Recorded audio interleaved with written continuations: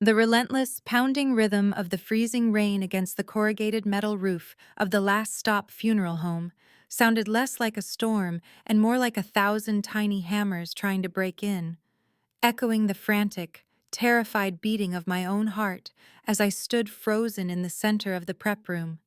The air inside was heavy, thick with the sterile, stinging scent of formaldehyde and the underlying, sweet rot of old lilies, a perfume of death that had clung to my skin, my hair, and my soul for 3 agonizing years. I was just wiping down the stainless steel table, the harsh fluorescent lights humming their monotonous tune above, when the heavy iron door at the loading bay didn't just open, it exploded inward with a violence that shook the jars of chemicals on the shelves, sending a spider web of cracks through my composure. The wind howled like a banshee, tearing into the sanctuary of the dead, carrying with it the smell of wet asphalt, expensive cologne, and a metallic tang that I knew all too well, the smell of fresh blood. 3 silhouettes stood framed against the gray sheet of rain, dark, imposing, and radiating a predator's malice that made the fine hairs on the back of my neck stand up in a primal warning. The man in the center stepped forward, his Italian leather shoes clicking sharply on the concrete floor, a sound that cut through the storm's noise like a judge's gavel sentencing a prisoner to death. It was Marcus Sterling, the chief of the NYPD, a man whose face was plastered on every billboard in New York as the city's savior. But standing here, in the flickering light of a Bronx morgue at 2 in the morning, he looked nothing like a hero and everything like a devil coming to collect a debt.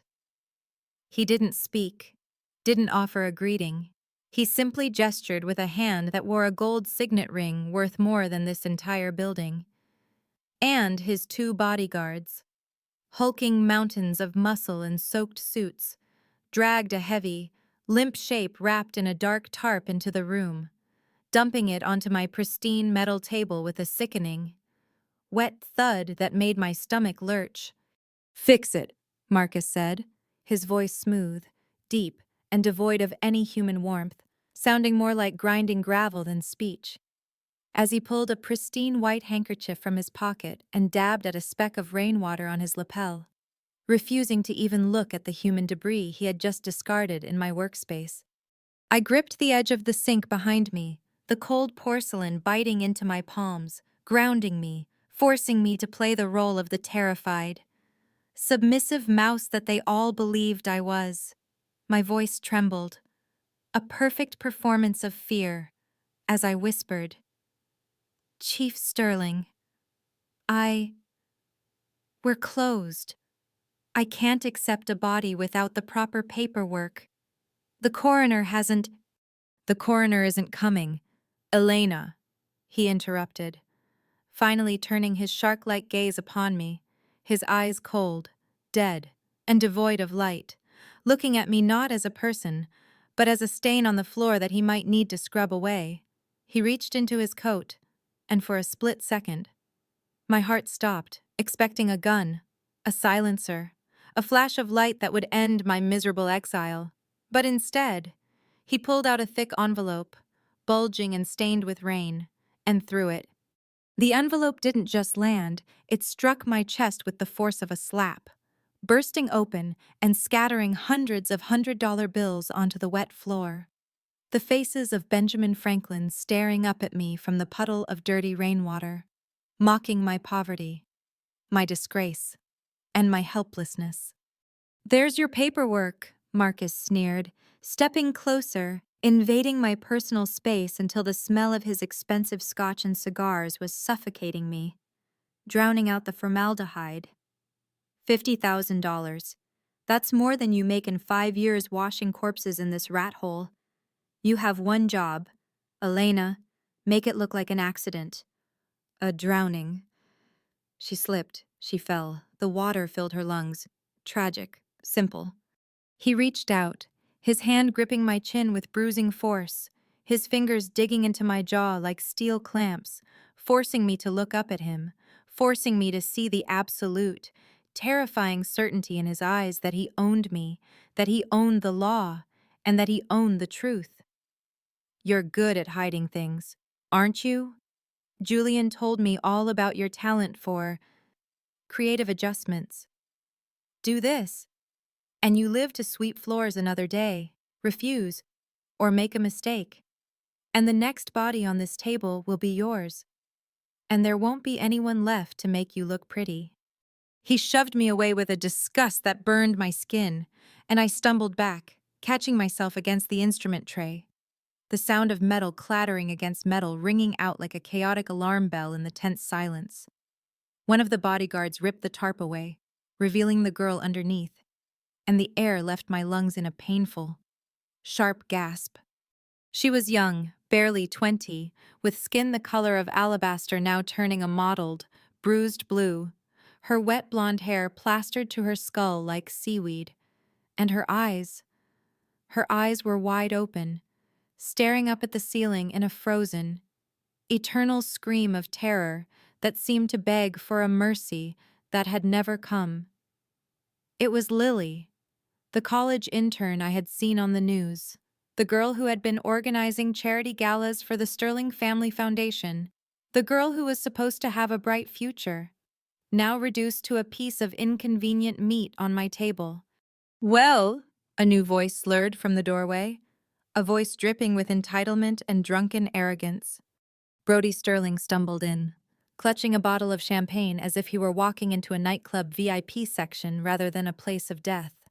His tuxedo disheveled, his tie loose, and a scratch angry, red, and fresh running down his cheek. He looked at the girl he had undoubtedly killed with the same boredom one might look at a broken toy, swaying slightly on his feet as he laughed, a hollow, cruel sound that scraped against my nerves. Is she pretty again yet? Daddy said you could fix her. She got messy, wouldn't stop screaming. Very annoying. Marcus turned and backhanded his son across the face, a sharp, cracking sound that echoed through the room, not out of morality but out of annoyance at the boy's stupidity. Shut your mouth, you idiot, go wait in the car. Brody rubbed his cheek, smirking at me with a twisted, predatory glint in his eyes, leaning in as he passed me, his breath hot and reeking of alcohol. Make sure you cover those marks on her neck. Corpse girl, make her look like a sleeping beauty. Maybe I'll come back and visit her later. He laughed again, stumbling out into the rain, leaving a trail of muddy footprints and moral decay in his wake. Marcus adjusted his cuffs, giving me one last, lingering look of warning. You have until dawn. The official report will say her body was found in the river tomorrow morning. Make sure the physical evidence matches the story. Do not disappoint me. Elena. The door slammed shut, leaving me alone with the storm outside and the silence of the dead inside. For a full minute, I didn't move, my chest heaving, my hands trembling violently as I stared at the scattered money on the floor. The bribe that was meant to buy my soul.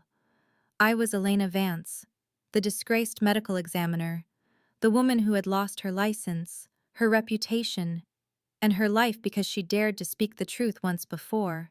To them, I was nothing. A tool, a janitor for the afterlife. But as the sound of their engine faded into the night, the trembling in my hands stopped. Abruptly, completely.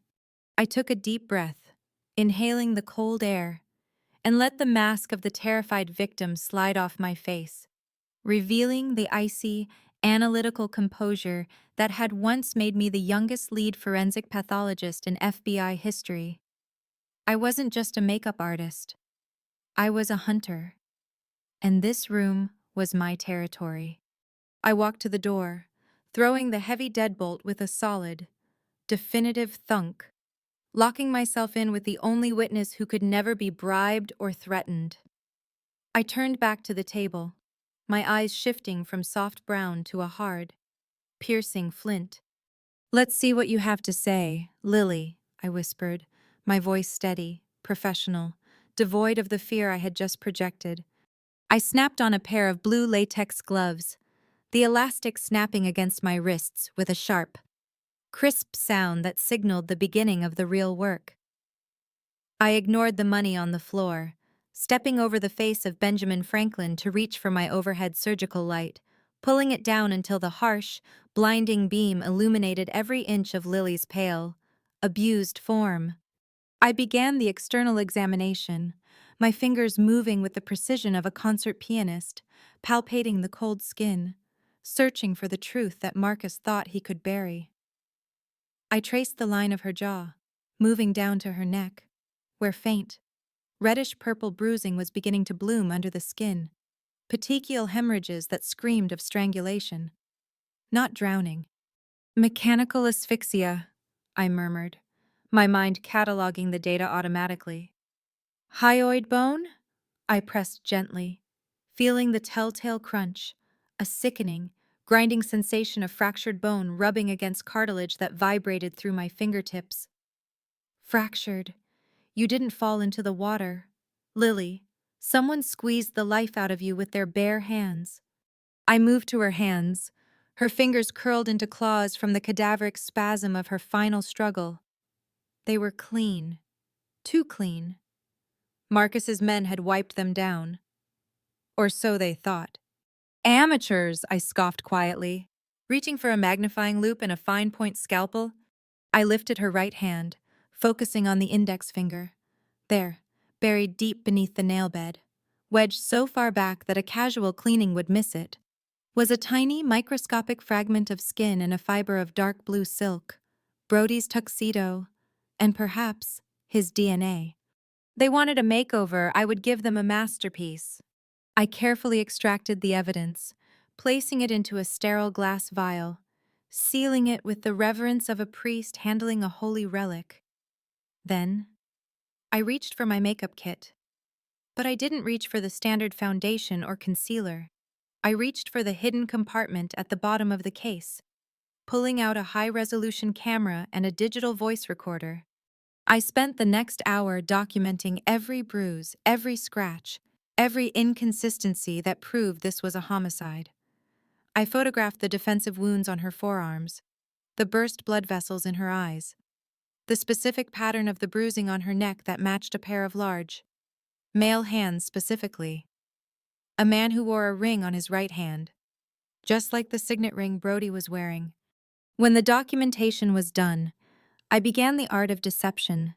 I applied layers of thick, waterproof theatrical foundation, blending the colors perfectly to mask the strangulation marks, creating the illusion of pale, waterlogged skin.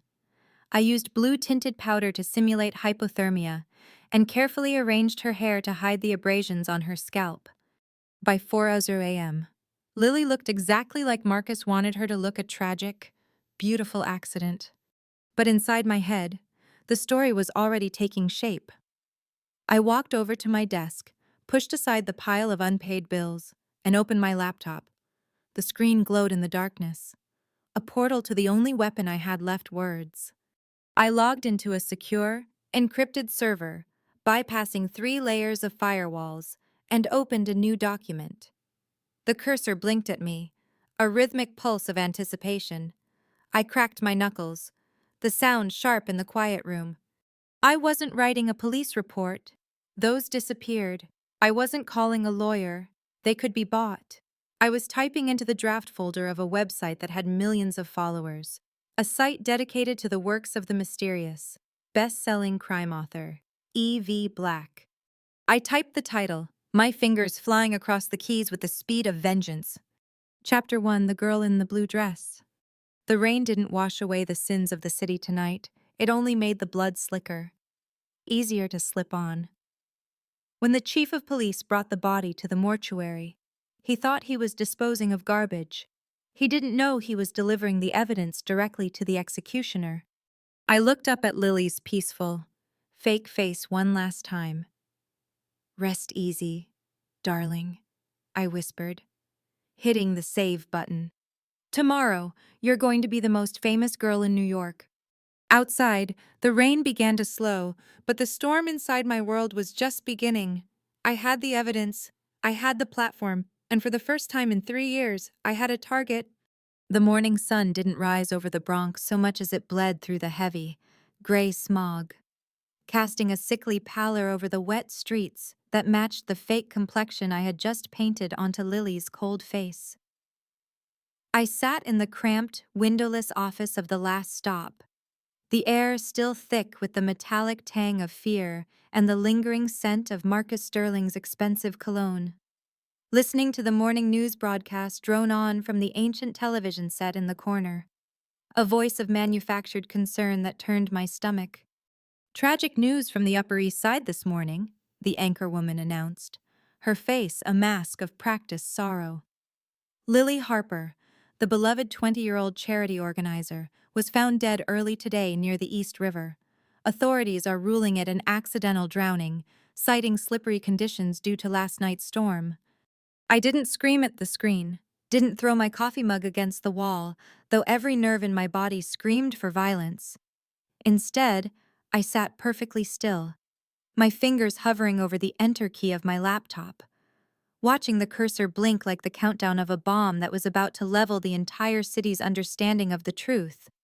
They had the police, they had the media, and they had the money to scrub a murder clean until it looked like a tragedy. But they didn't have the one thing that I had spent 3 years sharpening in the dark, a voice that people actually listened to. I pressed enter, the soft click of the plastic key sounding like a gunshot in the silent room, sending the data packets flying through the encrypted tunnels of the internet.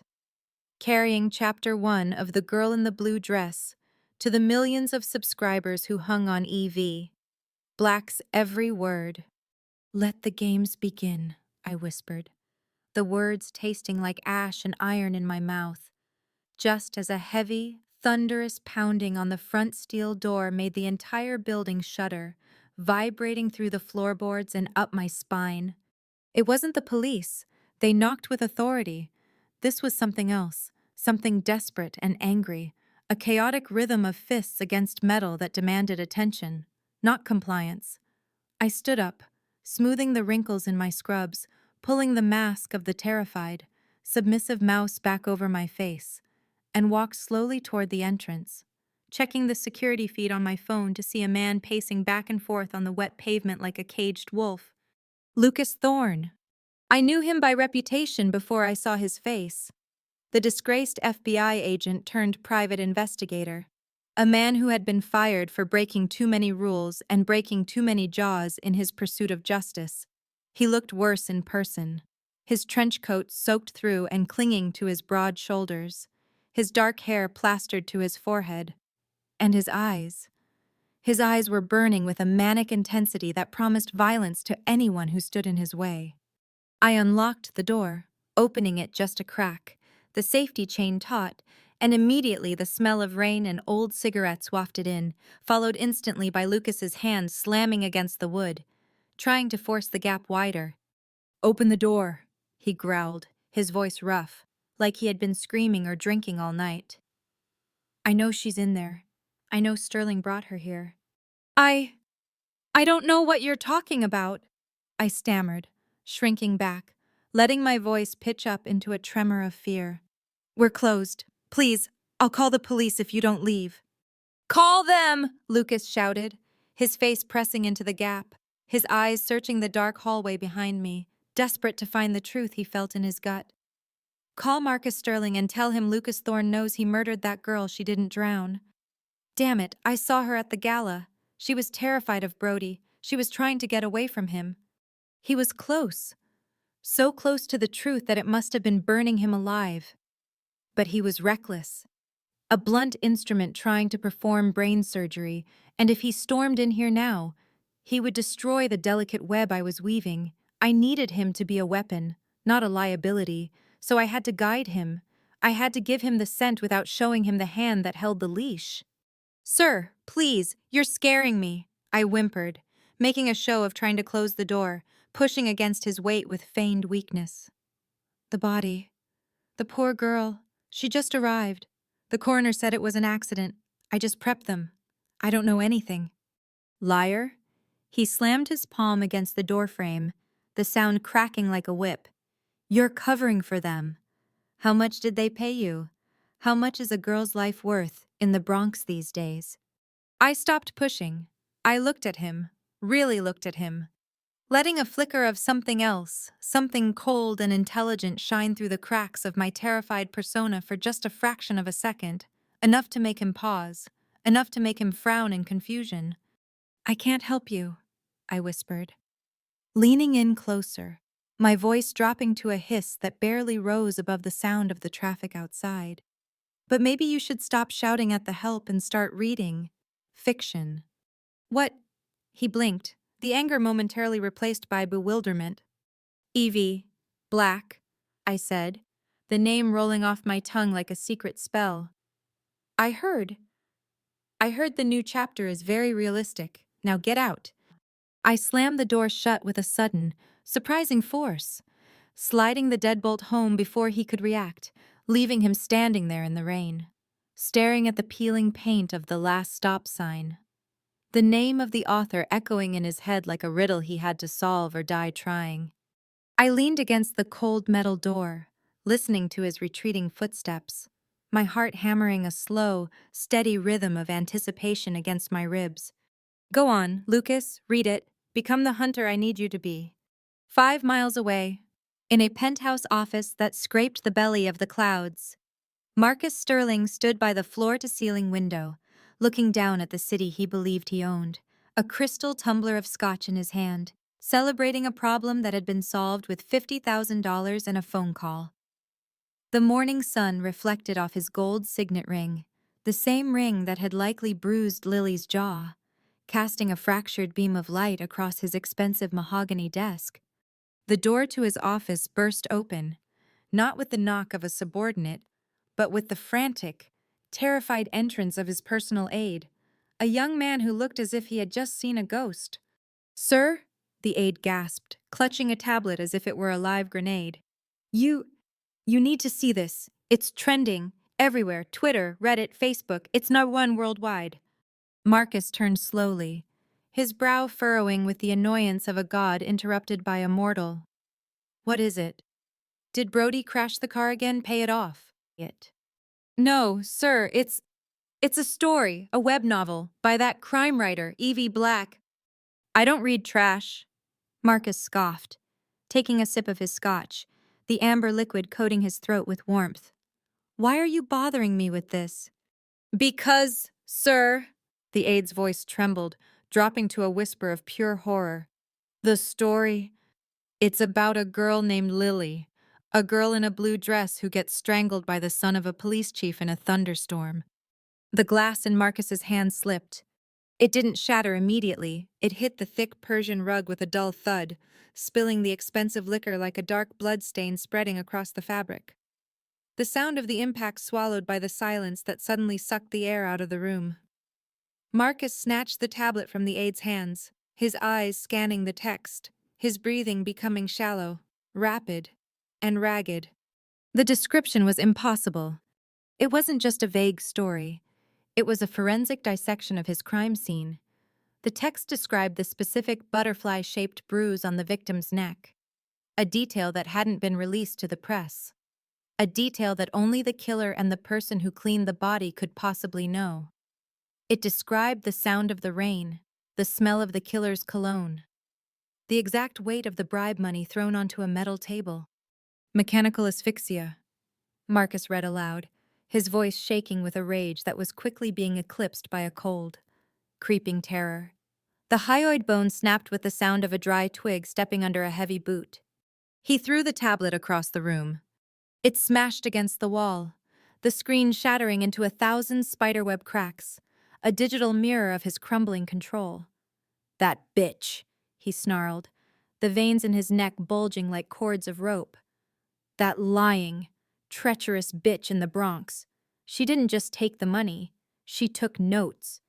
He grabbed his encrypted phone, his fingers fumbling as he dialed a number he hadn't used in years, a number that belonged to the only man who could navigate the medical world as ruthlessly as Marcus navigated the streets. "Julian," Marcus hissed into the phone, his voice dropping to a guttural growl that promised death. "Your ex-wife, the corpse washer. She's the leak. I don't care how you do it. I don't care what it costs. Get down there, test her, break her. And if she is who I think she is, bury her." The heavy steel door of the last stop didn't just open, it was pushed aside with a disdainful, practiced ease that I recognized instantly. sending a draft of damp, polluted city air into my sanctuary to mix with the smell of death.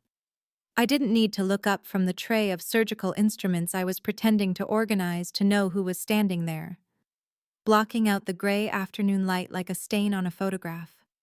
The scent hit me first, a cloying, expensive mixture of sandalwood and arrogance that used to permeate the pillows I slept on 3 years ago. A smell that once meant safety, but now triggered a visceral, nauseating reflex deep in my gut. It smells like failure in here, Elena. A voice smooth as velvet and sharp as a scalpel cut through the silence, followed by the rhythmic, confident click of Italian loafers on the concrete floor.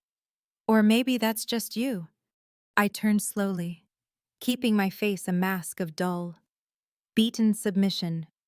My shoulders hunched just enough to suggest defeat without truly breaking posture. Julian Reed stood in the center of the room, impeccably dressed in a charcoal gray suit that probably cost more than this entire building. His silver tie knotted with geometric perfection, and a gold watch glinting under the harsh fluorescent lights, the new chief medical examiner of New York City. The man who had built his empire on the ashes of my career. He looked around the peeling walls, the rusted gurney, and the flickering light bulb with a sneer of performative pity, pulling a pristine white handkerchief from his pocket to cover his nose, as if breathing the same air as me might infect him with poverty. "Hello, Julian?" I whispered, keeping my voice low and trembling, dropping my gaze to his polished shoes, because I knew looking him in the eye would reveal the cold, burning hatred that was currently keeping my heart beating. "To what do I owe the pleasure? The monthly inspection isn't due for another 2 weeks." "Inspection?" He laughed, a short barking sound devoid of humor, and stepped closer, invading my personal space until I was forced to back up against the cold metal of the sink. "Don't play dumb, darling, it doesn't suit you. You were always the smart one. Remember the prodigy, the genius who was going to revolutionize forensic pathology, and now look at you." He reached out, his manicured finger tracing the line of my jaw. Not with affection, but with the clinical curiosity of a scientist examining a specimen in a jar. "Washing corpses for gangsters in the Bronx. How the mighty have fallen." He dropped his hand and turned his attention to the body bag on the main table, the plastic glistening under the lights. "Marcus is worried about you, Elena. He thinks you might be confused about your loyalties. He sent me to ensure that the work you did on the Harper girl meets professional standards. We wouldn't want any unfortunate bruises showing up at the funeral, would we?" "I did what I was told," I stammered, wringing my gloved hands together, letting the rubber squeak in the quiet room. I covered everything. It looks like an accident, just like you, just like the report said." Julian walked to the table and unzipped the bag with a swift, violent motion, the sound tearing through the air like a scream. He stared down at Lily's face, at the masterful illusion of peace I had painted over the terror of her final moments. He leaned in close, inspecting the neck, his eyes narrowing as he searched for the butterfly bruise, for the evidence of strangulation that he knew was there. "Impressive," he murmured, straightening up and wiping his hands on his handkerchief, though he hadn't touched a thing. "You always did have a talent for hiding the truth. It's a shame you didn't use that talent to save your marriage instead of trying to be a hero." He turned back to me, his expression hardening, the mask of the polite ex-husband slipping to reveal the ruthless political animal underneath. "But let's be clear, Elena. If I find out you had anything to do with that trash fiction circulating online, if I find out you're Evie Black—" He took a step forward, his voice dropping to a menacing hiss. "I won't just take your license this time. I'll have you committed. I'll diagnose you with paranoid schizophrenia myself, and I'll lock you in a padded room where the only thing you'll write is gibberish on the walls with your own fingernails." I flinched, a genuine physical reaction to the threat, stumbling back and knocking a metal tray of scalpels to the floor with a deafening clatter. I didn't, I swear. Julian, I just want to do my job and be left alone. I don't know who wrote that. Please, don't hurt me. Then prove it, he snapped, kicking the scattered scalpels aside. Sign this. He pulled a document from his inner jacket pocket and slapped it onto the wet counter. It was a non-disclosure agreement, but broader, darker, a confession masked as a contract, stating that I accepted full liability for any mishandling of the Harper body and confirming that I had received the body in a state consistent with accidental drowning. Sign it, he commanded, uncapping a gold fountain pen, the one I had given him for our 5th anniversary, and holding it out to me. And maybe I'll convince Marcus not to burn this place to the ground with you inside it. I took the pen, my hand shaking violently. I looked at the paper, then at him. If I sign this, you'll leave me alone. Forever, he lied, his eyes glinting with victory. I bent over the paper, pressing the nib to the page, but instead of signing, I hesitated, tears welling in my eyes. Do you remember, Julian, when we took the oath, do no harm? Grow up, Elena, he scoffed, checking his watch. The oath is for people who can afford a conscience. Now sign. I signed, but not my name. I scrawled an illegible signature that looked nothing like Elena Vance. Julian didn't even check. He snatched the paper away, satisfied with his dominance, blowing on the ink before folding it away. Good girl, he sneered, patting my cheek with a patronizing tap that made my skin crawl. Stay in your hole, Elena. It's safer down here. He turned on his heel and walked out, leaving the door wide open, the rain spitting in behind him, as soon as his silhouette disappeared into the gray afternoon. The tears in my eyes evaporated instantly. My posture straightened, the tremble in my hands vanishing as if a switch had been flipped. I reached up to the top button of my scrub top, unbuttoning it to reveal the tiny, blinking lens of a button camera sewn into the fabric. I reached into my pocket and pulled out the digital recorder that had been running the entire time. The oath is for people who can afford a conscience. I replayed his voice, the audio crisp and clear in the silent room. I'll have you committed, diagnose you myself. He had just handed me everything. Coercion, threat of false imprisonment, acknowledgement of the cover-up. And he had done it all while holding the very pen I had given him, a poetic justice that I would savor later. I walked over to the computer and plugged in the recorder. The file transfer bar began to fill, a green line of hope in a world of gray. But I wasn't done. I needed a delivery system. Suddenly, a shadow fell across the open doorway, blocking the rain. I spun around, slipping a scalpel from my pocket into my palm in one fluid motion, ready to strike. But it wasn't Julian coming back, and it wasn't Marcus's goons. It was Lucas Thorne. He was leaning against the doorframe, soaking wet, holding a crumpled paperback book in one hand, one of my old textbooks on forensic pathology that he must have dug up from a used bookstore. He looked from me to the retreating tail of Julian's luxury sedan down the street, then back to the scalpel hidden in my hand. He didn't ask if I was okay. He didn't ask about the body.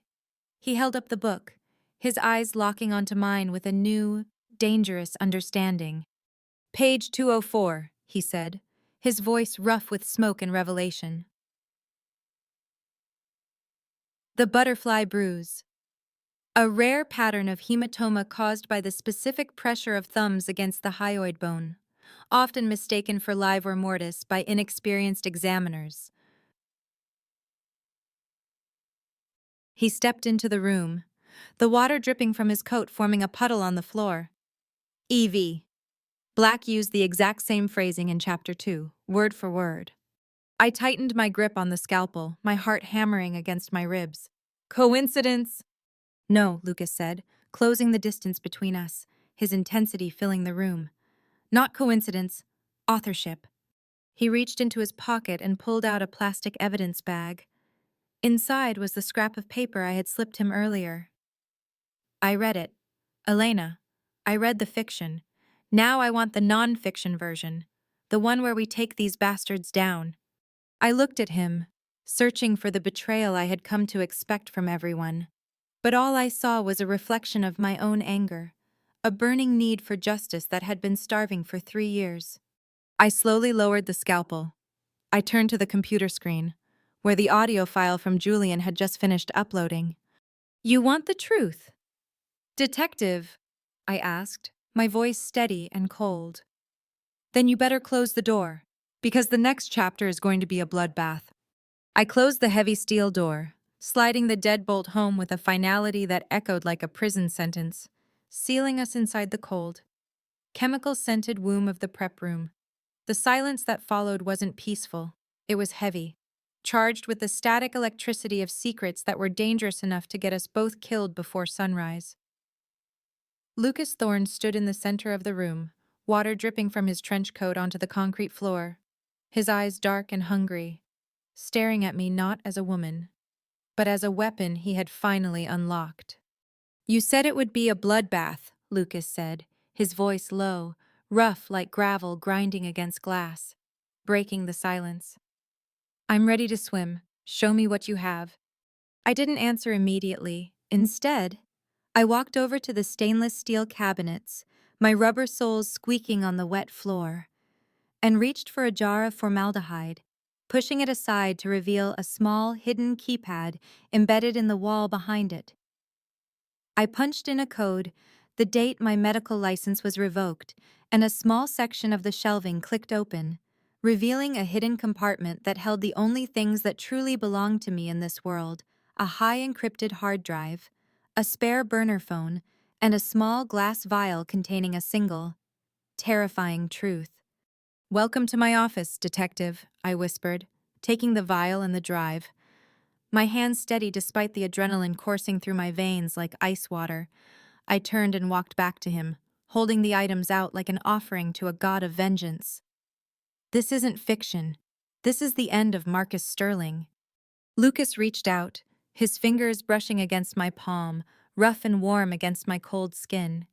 He took the vial, holding it up to the harsh fluorescent light, squinting at the tiny speck of biological matter floating inside. "What is it?" he asked, his brow furrowing. "A piece of skin," I explained, the clinical detachment sliding back into place like armor. "Extracted from under Lily Harper's right index fingernail. It contains the DNA of the person she fought in her final moments. It's not water in there, Lucas, it's proof." "Brody," he breathed, the name coming out like a curse. "And this," I handed him the flash drive, "is the recording of Julian Reed threatening to commit me to an asylum if I didn't cover up the murder, along with the digital autopsy photos that show the fractured hyoid bone and the butterfly bruise pattern. It contradicts every word of the official report he just filed." Lucas looked at the items in his hands, a slow, predatory grin spreading across his face, transforming him from a beaten dog into a wolf who had just caught the scent of blood. He tucked the vial into his inner breast pocket, right next to his heart, and clenched the drive in his fist. "I have a contact at a private lab in Jersey," he said, buttoning his coat, his energy frantic, kinetic. "Off the books. They can run the DNA and have a match by morning. Once we have that, I'll take it to the feds. Marcus can't touch the FBI." "Don't be naive, Lucas," I snapped, stepping into his path, grabbing the lapel of his wet coat to force him to look at me. "Marcus Sterling isn't just a cop. He's an institution.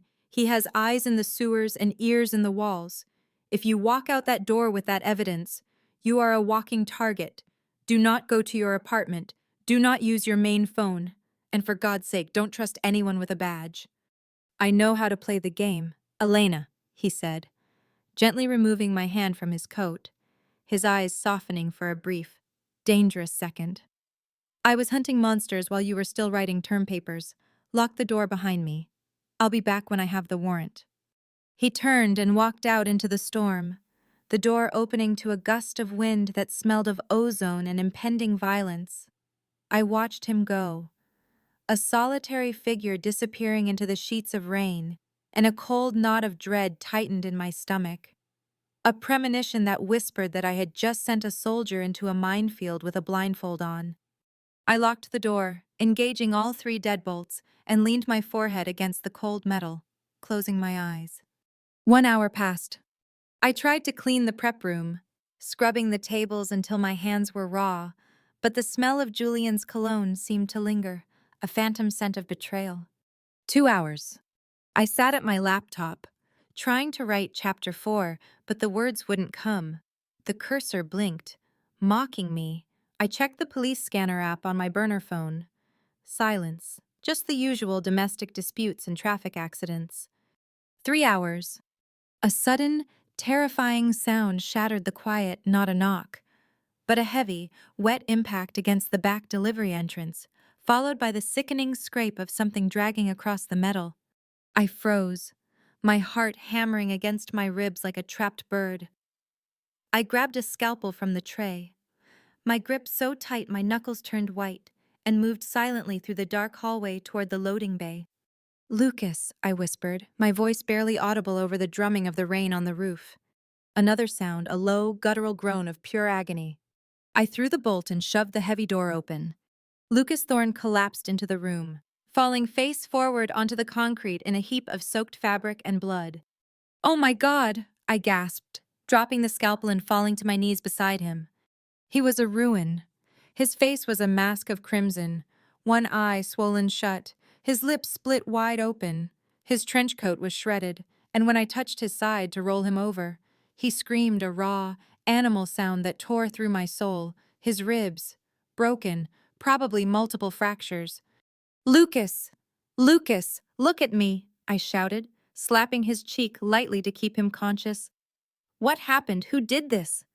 He coughed, spitting a mouthful of blood onto the floor, his good eye rolling wildly in his head, unfocused and filled with panic.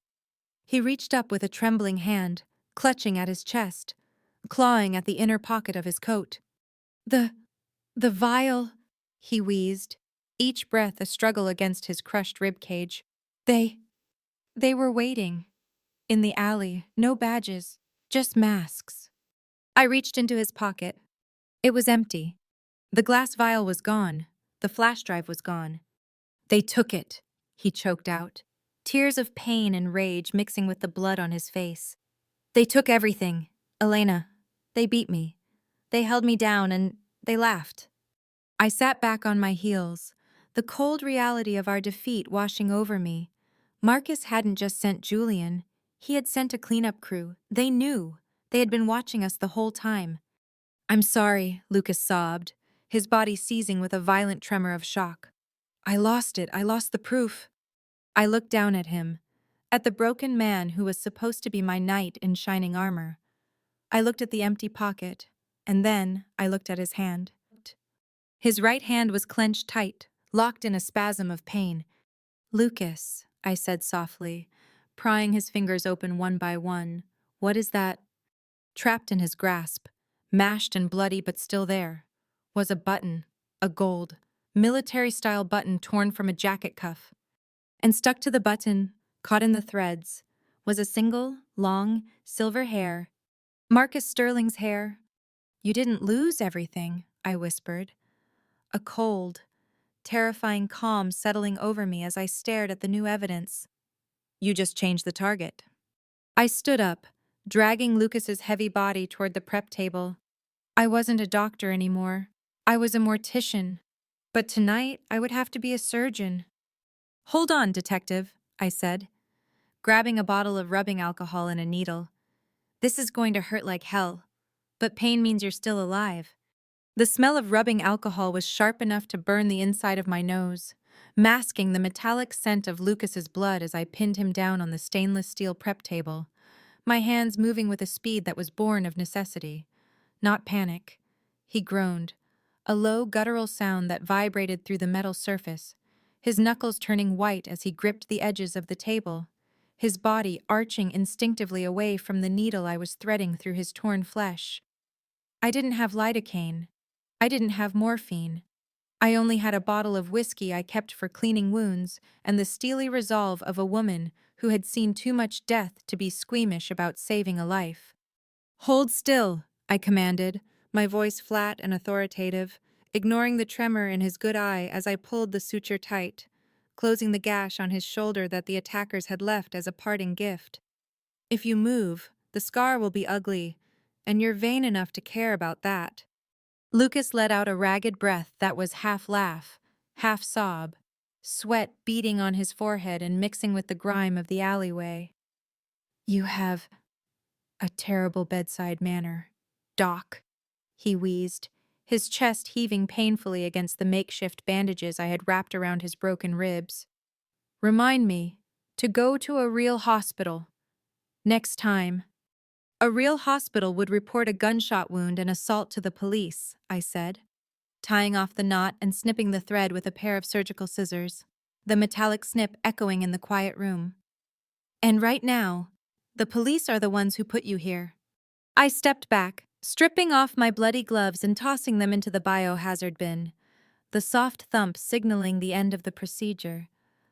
I walked over to the small metal tray where I had placed the only thing Lucas had managed to salvage from the ambush, the gold button and the single silver hair.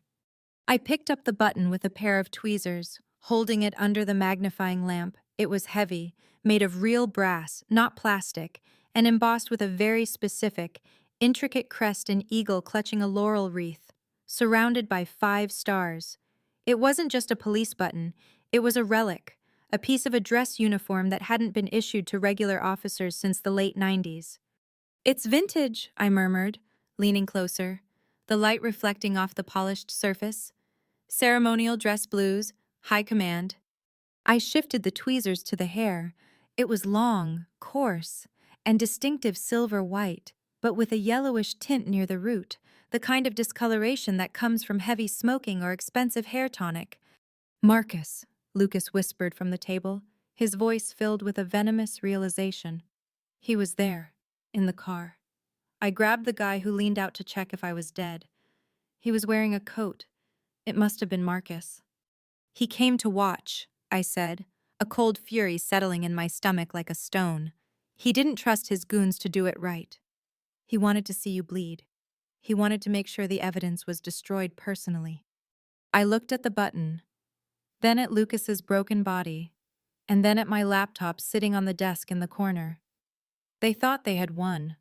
They thought that by taking the vial and the drive, they had silenced us. They thought violence was the only language that mattered. But they forgot who I was. I wasn't just a mortician. I was a storyteller.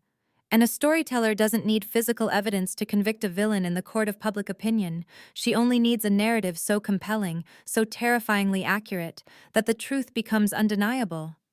Can you sit up? I asked, turning to Lucas. I can try, he grunted, forcing himself into a sitting position. His face pale but his eyes burning with the same fire that consumed me. Good. Watch the door, I said, walking over to my desk and opening the laptop. I'm going to give Marcus the show he wanted, but he's not going to like the ending. I logged into the EV Black portal. The comments on Chapter 2 were already exploding speculation. Horror. Demands for justice. The city was listening. The audience was seated. It was time for the next act. I didn't need to imagine the scene. I looked at Lucas, at the bruising blooming across his ribs, at the split lip, and I typed. Chapter 5, The Butcher in the Alley. They didn't come with badges. They came with iron bars and the arrogance of men who know the law looks the other way. The detective, the only man brave enough to carry the truth in his pocket, was cornered in the rain, a lamb surrounded by wolves in blue clothing. I described the ambush in visceral detail, the sound of the pipe hitting bone, the sickening crunch of ribs, the way the rain washed the blood into the gutter. I described the leader, a shadow in a vintage ceremonial coat, watching from the dry safety of a black sedan, smoking a cigar while his dogs fed. He thought taking the glass vial would erase the sin. I typed, my fingers hammering the keys like bullets. He thought burning the digital drive would blind the world. But he left something behind, a button, a golden eye that saw everything, and a single silver thread that leads straight to the top of the tower. I uploaded a photo. Not of the real button, that was too risky. but a high-resolution macro shot of a replica button I had found in an old costume box years ago, superimposed next to a stock photo of Marcus Sterling wearing his dress uniform at a parade last year. The match was visual, striking, and damning. Publish! The reaction was instantaneous. My phone buzzed, then buzzed again. Then it vibrated continuously, a steady hum of notifications that signaled a digital riot. Twitter exploded. The golden button began trending within minutes. People were zooming in on photos of Marcus, circling his cuffs, demanding to know where he was last night. "Elena," Lucas warned, his voice tight. "You just painted a target on your back the size of Manhattan." "It was already there." "Lucas," I replied, closing the laptop and standing up. "I just turned on the floodlights so everyone can see who's shooting." Before the echo of my words could fade, the building shook. This wasn't a knock, it wasn't a fist, it was a battering ram. Boom! The steel door to this front lobby buckled inward with a screech of tearing metal that sounded like a dying animal. Glass shattered somewhere in the front office, the sound tinkling like sinister wind chimes. "Police search warrant!" a voice bellowed, amplified by a megaphone, distorted and aggressive. "Everybody down now!" "They're here," Lucas hissed, sliding off the table, grabbing a scalpel despite his injuries, his instinct to fight overriding his pain. "Put it down," I ordered, grabbing his wrist. "If you hold a weapon, they will shoot you. That's what they want. A reason." Boom! The inner door to the prep room flew open. Kicking off its hinges, a blinding white light flooded the dim space. Tactical flashlights cutting through the gloom, disorienting and painful. "Hands, show me your hands." Men in full tactical gear, wearing helmets and holding assault rifles, poured into the room like a swarm of black hornets. They didn't look like police officers serving a warrant. They looked like a hit squad. I raised my hands slowly, standing in front of Lucas, shielding his injured body with my own. "I am unarmed," I said clearly, my voice steady despite the red laser dots dancing on my chest. "We are unarmed." A figure stepped through the wall of SWAT officers. He wasn't wearing tactical gear. He was wearing a trench coat, soaking wet from the rain, and his face was twisted into a mask of pure, unadulterated rage. Marcus Sterling.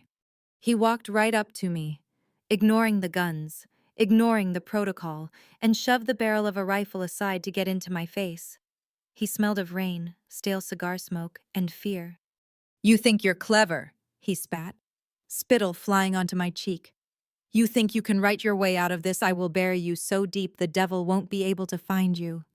He grabbed my hair, yanking my head back, forcing me to look up at him. "Where is it? Where is the button?" I smiled. It was a broken, terrifying smile, the smile of a woman who had nothing left to lose. "I don't know what you're talking about, Chief," I whispered, echoing his words from the night before. "I'm just a writer. I make things up." He roared in frustration and threw me backward. I hit the metal cabinets, the pain radiating up my spine, but I didn't cry out. "Tear this place apart!" Marcus screamed at his men. "Find it and arrest them both for obstruction of justice, harboring a fugitive, and anything else you can think of." As the officers swarmed forward, zip-tying my wrists behind my back, dragging Lucas roughly across the floor, I caught a glimpse of the laptop screen before an officer slammed the lid shut. The view count on Chapter 5 had just passed 1 million. They could arrest me, they could beat me, but they couldn't arrest the story. The story was free, and it was hungry. The air in Interrogation Room 4 didn't smell like justice. It smelled of stale coffee, cold sweat, and the ammonia-heavy cleaner they used to scrub blood off the linoleum floor. A cocktail of misery that filled my lungs every time I tried to take a breath through my bruised ribs. My wrists were zip-tied so tightly behind my back that my fingers had gone numb, tingling with a pins and needles sensation that was the only proof I still had hands, while the harsh, single bulb swinging above my head cast long, dancing shadows against the soundproof foam on the walls. I sat alone at the scarred metal table, listening to the muffled, rhythmic thud of heavy boots pacing outside the one-way mirror, waiting for the monster to compose himself before he came in to finish what he started. I wasn't afraid. Fear is a reaction to the unknown, and I knew exactly what was going to happen next. I had written this scene a dozen times in my novels: the corrupt cop, the locked room, the off-the-record conversation. The only difference was that this time, the blood on the floor wouldn't be ink. The heavy steel door buzzed, a mechanical, angry sound, and swung open. Marcus Sterling stepped inside, closing the door behind him with a soft, ominous click that sealed us in a vacuum of violence. He had removed his wet trench coat, revealing the pristine dress uniform shirt underneath, though the collar was unbuttoned and his tie was loose, a man undoing his civility to make room for his brutality. He didn't sit down. He walked straight to the corner of the room, reached up, and with a deliberate, terrifying calmness, pulled the power cord of the security camera out of the wall. The red recording light blinked out. "Now," Marcus said, turning to face me, his voice dangerously low, a rumble of thunder before the lightning strike. "It's just you, me and the truth, Elena." He crossed the distance between us in 2 long strides, grabbing the back of my metal chair and dragging it screeching against the floor until my knees were touching his. He leaned down, his face inches from mine, his eyes bloodshot and frantic, searching my face for a crack, a flinch, anything. "Where is the button?" he whispered, the smell of peppermint breath mints failing to mask the sour scent of his panic.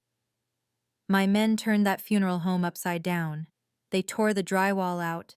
They smashed the jars. Nothing. "So, you have exactly 5 seconds to tell me where you hid it before I break your fingers, one by one." I looked him dead in the eye, channeling every ounce of cold, clinical detachment I possessed. "You're looking for physical evidence in a digital world, Marcus. That's why you're losing." "Don't give me that philosophical crap!" He slammed his fist onto the metal table, the sound exploding in the small room like a gunshot, making my ears ring. "Lucas Thorne is in the holding cell down the hall. He's screaming. Elena, my men are processing him.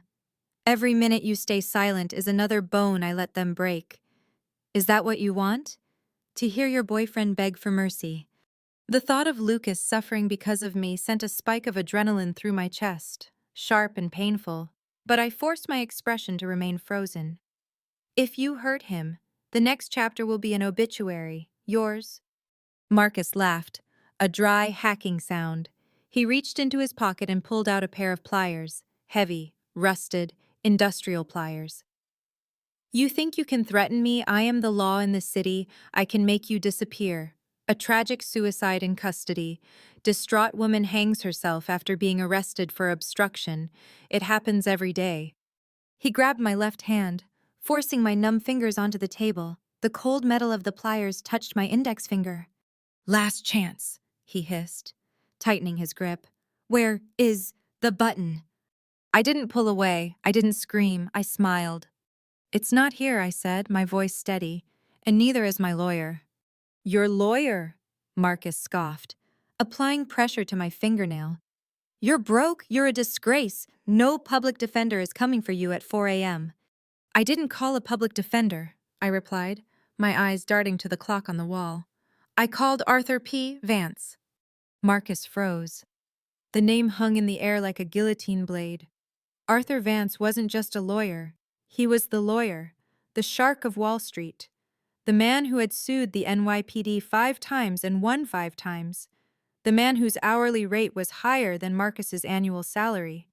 He was also my estranged uncle, the only family member who still spoke to me, and the trustee of the blind trust where all my book royalties went. He hates you," Marcus stammered, his grip on the pliers loosening slightly. "He disowned you when you lost your license." "He hates losing more," I corrected him. "And I just gave him the biggest civil rights case of the decade. Check the front desk. Chief, I think you have a visitor." As if on cue, The door to the interrogation room didn't just open, it flew open. A man in a three-piece bespoke suit, leaning on a cane with a silver lion's head handle, stood in the doorway, behind him. The desk sergeant looked pale and terrified. Arthur Vance didn't look like he had been woken up at 4 a.m. He looked like he was ready to eat a police chief for breakfast. "Chief Sterling," Arthur boomed, his voice echoing with the rich, sonorous authority of a man who owned courtrooms. "I suggest you drop those pliers, or I will have you indicted for torture, kidnapping, and conspiracy before you can finish your next breath." Marcus dropped the pliers. They clattered onto the floor, a sound of absolute defeat. He stepped back from me, his face draining of color as he realized the trap had snapped shut. She's a suspect in a homicide investigation," Marcus sputtered, trying to regain his footing. "She was withholding evidence." "My client is a whistleblower," Arthur countered, stepping into the room and using his cane to push the door wide open. "And unless you have a warrant signed by a federal judge, which I know you don't, you are holding her illegally. I have a writ of habeas corpus right here." He slapped a document onto the table. "Release her. And Mr. Thorne, now." Marcus looked from Arthur to me, his jaw working silently. He was cornered. If he kept me, the FBI would be involved by morning. If he let me go, I was a loose cannon. "Fine," Marcus spat, grabbing his coat. "Cut her loose. But listen to me. Elena." He leaned in one last time, his voice a venomous whisper only I could hear. "You walk out of here, and you're not safe. The streets are dangerous. Accidents happen." "I know," I whispered back, standing up as Arthur cut the zip ties with a pocket knife. "That's why I'm going to the one place you can't cause a scene." "Where?" he sneered. "A funeral," I said, rubbing my wrists where the red marks were already turning purple. "I have a date with your son."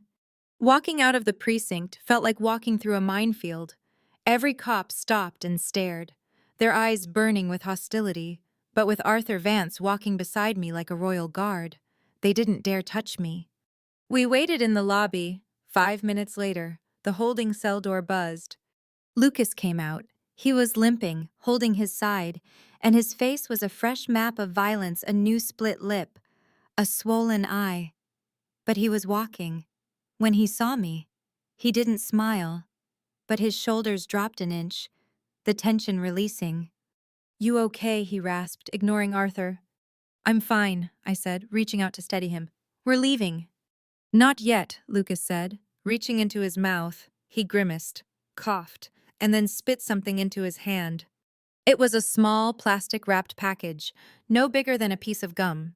He unwrapped it to reveal the gold button. "I didn't lose it," he grinned through bloody teeth. "Cheek pouch. Learned it undercover. Hurt like hell to talk, though." I looked at the button, then at him, and for the first time in years, I felt a surge of genuine admiration.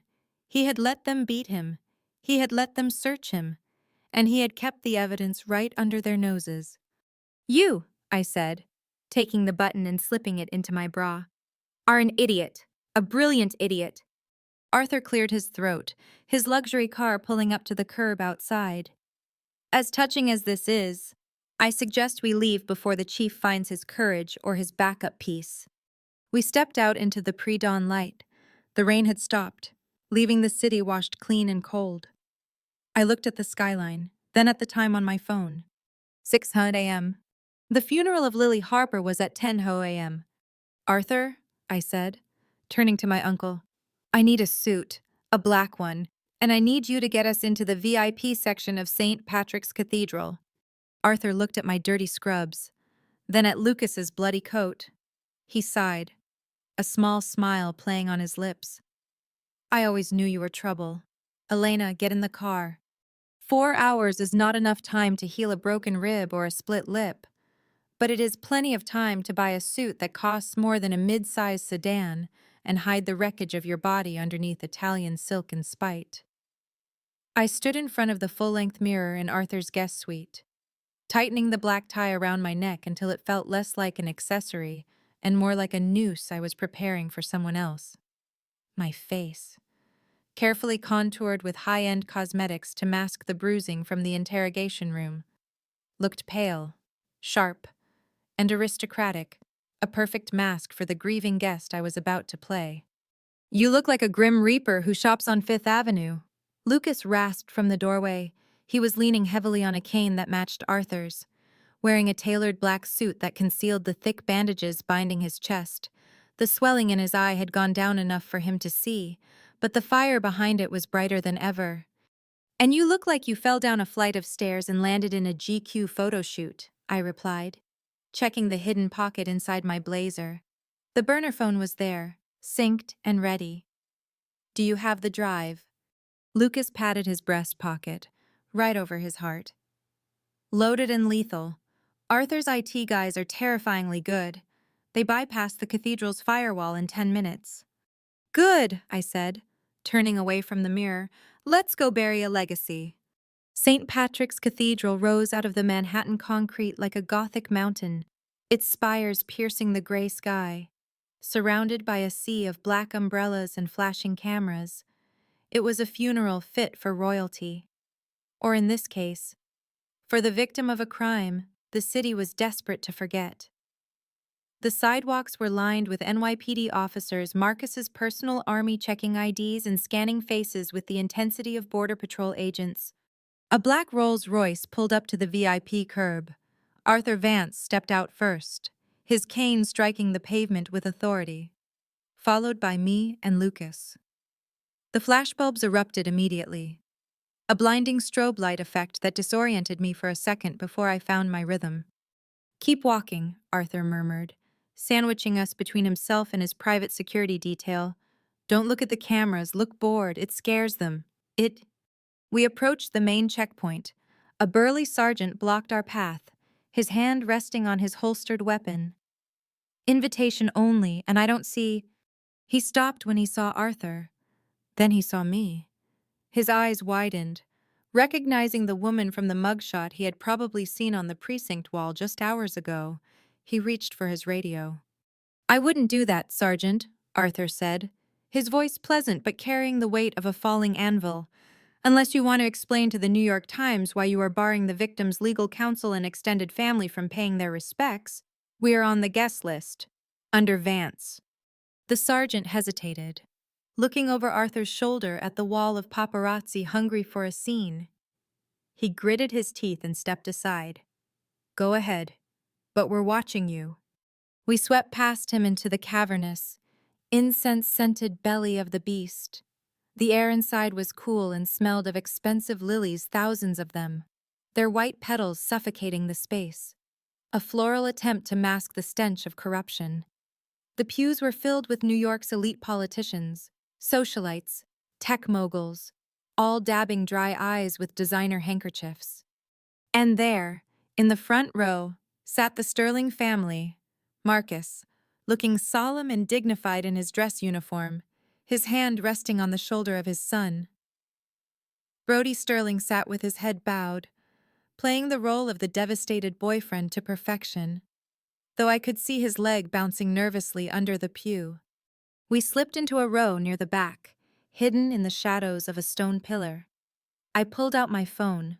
The screen displayed a simple interface target St. Patrick Ave system, status connected. "Wait for the eulogy," Lucas whispered, his eyes locked on Brody. The service began. The organ music swelled, shaking the stained glass windows. A priest spoke about innocence and tragedy, weaving a narrative that Lily had slipped away too soon. It was a beautiful lie, consecrated by holy water. Then Brody stood up. He walked to the lectern, wiping a non-existent tear from his cheek. He gripped the sides of the podium, looking out at the crowd with practiced vulnerability. "Lily, she was my light," Brody began, his voice cracking theatrically. "She loved the water.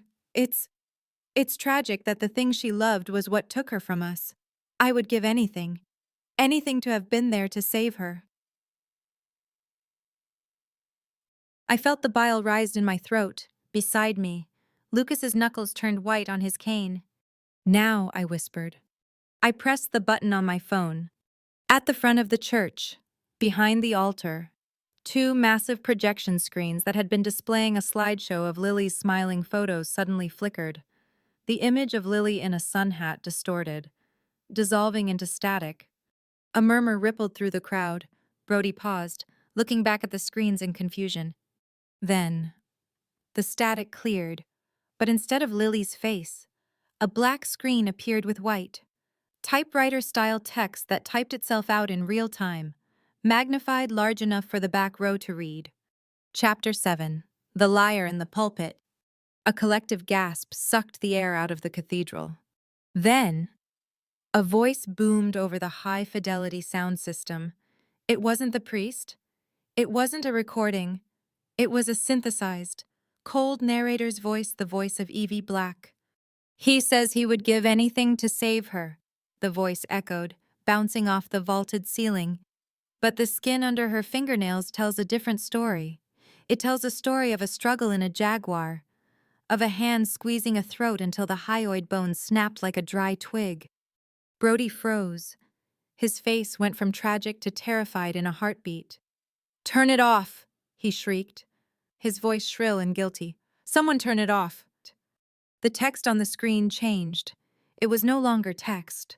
It was a 3D forensic reconstruction of a neck injury, a butterfly-shaped bruise. "The bruise on her neck matches the signet ring of a man sitting in the front row," the voice continued, relentless, unfeeling. "A ring with the Sterling family crest." Marcus jumped up, knocking over his chair. "Cut the power. Now it's a hack, it's fake." Security guards scrambled toward the control booth, but the doors had been remotely locked by Arthur's team. On the screen, a new image appeared. It wasn't a simulation. It was a photograph of a hand, Lily's hand under a magnifying lens, and circled in red was a tiny blue fiber. "Blue silk," the voice narrated. "From a tuxedo jacket, the same jacket the grieving boyfriend wore to the Met Gala 3 hours before she died." The crowd was no longer murmuring. They were standing, phones out, recording everything. The solemn funeral had turned into a crime scene investigation broadcast live to the world. Brody was hyperventilating, backing away from the podium as if it were on fire. He looked at his father, then at the crowd, his eyes wide and wild. "I didn't mean to," he screamed. The microphone's still live, capturing his confession for thousands to hear. "She wouldn't stop screaming, I just wanted her to stop." Silence, absolute, deafening silence descended on St. Patrick's Cathedral. Brody clapped his hands over his mouth, realizing what he had done. Marcus froze, his face draining of all color, looking like a statue of a fallen dictator. I stood up slowly from the back pew. I didn't need a microphone. I just needed him to see me. Brody's eyes darted around the room until they landed on me. I stood in the black suit, pale and unsmiling, holding my phone like a detonator. I raised my hand and pointed a single finger at him. Bang! Pandemonium erupted. The bang wasn't a gunshot, though in the hallowed, acoustic-perfect chamber of St. Patrick's Cathedral. The collective explosion of 1,000 gasps, followed by a roar of outrage, hit the eardrums with the same concussive force. Pandemonium didn't just erupt, it shattered the stained glass tranquility of the funeral, turning the aisle into a riot of flashing cameras, screaming reporters, and socialites tripping over their designer heels to get away from the man who had just confessed to murder on a live microphone. Brody Sterling stood frozen at the lectern. His hands still clapped over his mouth, his eyes wide and wet with the realization that he had just signed his own death warrant. While the projection screen behind him continued to loop the 3D simulation of his ring crushing Lily's throat. A digital ghost that refused to be exorcised. "Arrest him!" someone shouted from the back, a voice thick with anger, followed by a chorus of agreement that swelled like a tidal wave. "Murderer monster!" Marcus Sterling moved first. He didn't run to comfort his son. He moved with the ruthless efficiency of a general realizing his flank had been breached. He vaulted over the velvet rope separating the VIPs from the altar, his dress uniform medals clinking sharply, and grabbed Brody by the lapel of his tuxedo, shaking him violently enough to make the boy's head snap back. "Shut up," Marcus hissed, though the microphone picked up every venomous syllable before he could slap it away. "Don't say another word, not one word." He turned to his personal security detail, his face a mask of desperate command. "Get him out of here. Use the sacristy exit now." The NYPD officers stationed along the walls, men who had taken Marcus's coin and kissed his ring for years, hesitated. They looked at the screen, then at the mob, and finally at their chief. Loyalty battled with self-preservation in their eyes. But habit won out. Two burly sergeants rushed forward, forming a phalanx around Brody to shield him from the encroaching press. "Clear the way," one of them bellowed, putting a hand on his holster. "Police business, back off." But before they could drag the sobbing, hyperventilating Brody more than 3 steps toward the safety of the shadows, the massive bronze doors at the main entrance of the cathedral groaned open, not with the reverence of worshippers, but with the battering force of a raid. "Federal agents, nobody move." The command cut through the chaos like a knife through silk. A phalanx of agents in windbreakers emblazoned with the yellow letters FBI poured into the nave, their movements precise, clinical, and armed. Leading them was a tall, severe-looking woman with a badge on her belt and a warrant in her hand, Agent Miller. The contact Lucas had called from the burner phone. Lucas, standing beside me in the shadows of the pillar, let out a breath he seemed to have been holding for 3 years. "Right on time," he rasped, gripping his cane until his knuckles turned white. "Now watch the rats try to eat each other." The FBI agents didn't stop at the entrance. They marched down the center aisle, splitting the sea of black-clad mourners like a tactical Moses, heading straight for the altar where Marcus was trying to drag his son away. "Marcus Sterling," Agent Miller shouted, her voice amplified by authority rather than electronics. "Step away from the suspect. We have a federal warrant for the arrest of Brody Sterling for interstate racketeering and homicide." Marcus stopped. He looked at the FBI agents, then at his own NYPD officers, for a second. The air in the cathedral grew heavy with the threat of a standoff, blue against blue, city against state. "You have no jurisdiction here, Miller," Marcus roared, trying to use his booming voice to regain control of the narrative. "This is an NYPD investigation. My officers are securing the suspect." "Your investigation is a cover-up, Marcus," Miller replied, stepping onto the altar, eye level with the chief. "And we have evidence that you tampered with a federal witness. Step aside, or I will add obstruction of justice to your indictment." Marcus looked at the cameras. He saw the red lights of the news crews broadcasting live. He saw the phones of the senators and billionaires he relied on for funding pointed directly at him. He knew that if he fought the FBI now, on live TV, he would lose everything instantly. So he did the only thing a man like him could do. He sacrificed the pawn to save the king. Marcus released Brody's lapel. He took a step back, smoothing his uniform jacket. And then, with a theatricality that was almost impressive in its monstrosity, he raised his hand and slapped Brody across the face. Crack! The sound echoed through the silent church, louder than the confession. "You disgrace," Marcus shouted, his voice trembling with feigned righteous indignation. "I trusted you, I protected you, and this is what you are, a killer." Brody stumbled back, clutching his cheek, looking at his father with utter betrayal. "Dad, but you said you fixed it." "Silence," Marcus roared, drowning out the boy's dangerous words. He turned to Agent Miller, holding his hands up in a gesture of surrender. "Take him, if he is guilty. Let him face the full weight of the law. The Sterling family does not harbor criminals." It was a masterclass in gaslighting, but it was too late. Agent Miller nodded to her team. 2 agents moved in. Spinning Brody around, they didn't use the gentle, guided walk of a VIP arrest. They kicked his legs apart, slammed him face first against the marble altar, the very altar where he had just delivered his fake eulogy, and pulled his arms behind his back. Click, click. The sound of handcuffs ratcheting shut was mechanical, cold, and undeniably final. "Brody Sterling, you are under arrest," Miller recited, the Miranda rights flowing like a prayer of judgment. I watched from the back, my heart pounding a rhythm of savage victory. I looked at Lucas. He was smiling, a grim, bloody smile that reached his eyes. "Is it enough?" I whispered. "Not yet," Lucas replied, nodding toward the side exit. Marcus was trying to slip away, while the cameras were focused on Brody being hauled down the aisle. Marcus had signaled to his personal detail and was moving toward the sacristy door, the back door that would let him escape the press and start spinning his web of lies from the safety of his office. "He's running," I said. "Not on my watch," Lucas growled. He ignored his broken ribs. He ignored the cane. He moved with a burst of adrenaline-fueled speed, intercepting Marcus just as he reached the heavy oak door. Lucas slammed his hand against the door, holding it shut. Marcus stopped, looking down at the battered, bruised detective blocking his path. "Get out of my way. Thorne, you're done. You have nothing." "I have the button, Marcus," Lucas said, his voice low enough that only they could hear, but loud enough to stop Marcus's heart. Marcus froze. His eyes dropped to Lucas's chest, searching.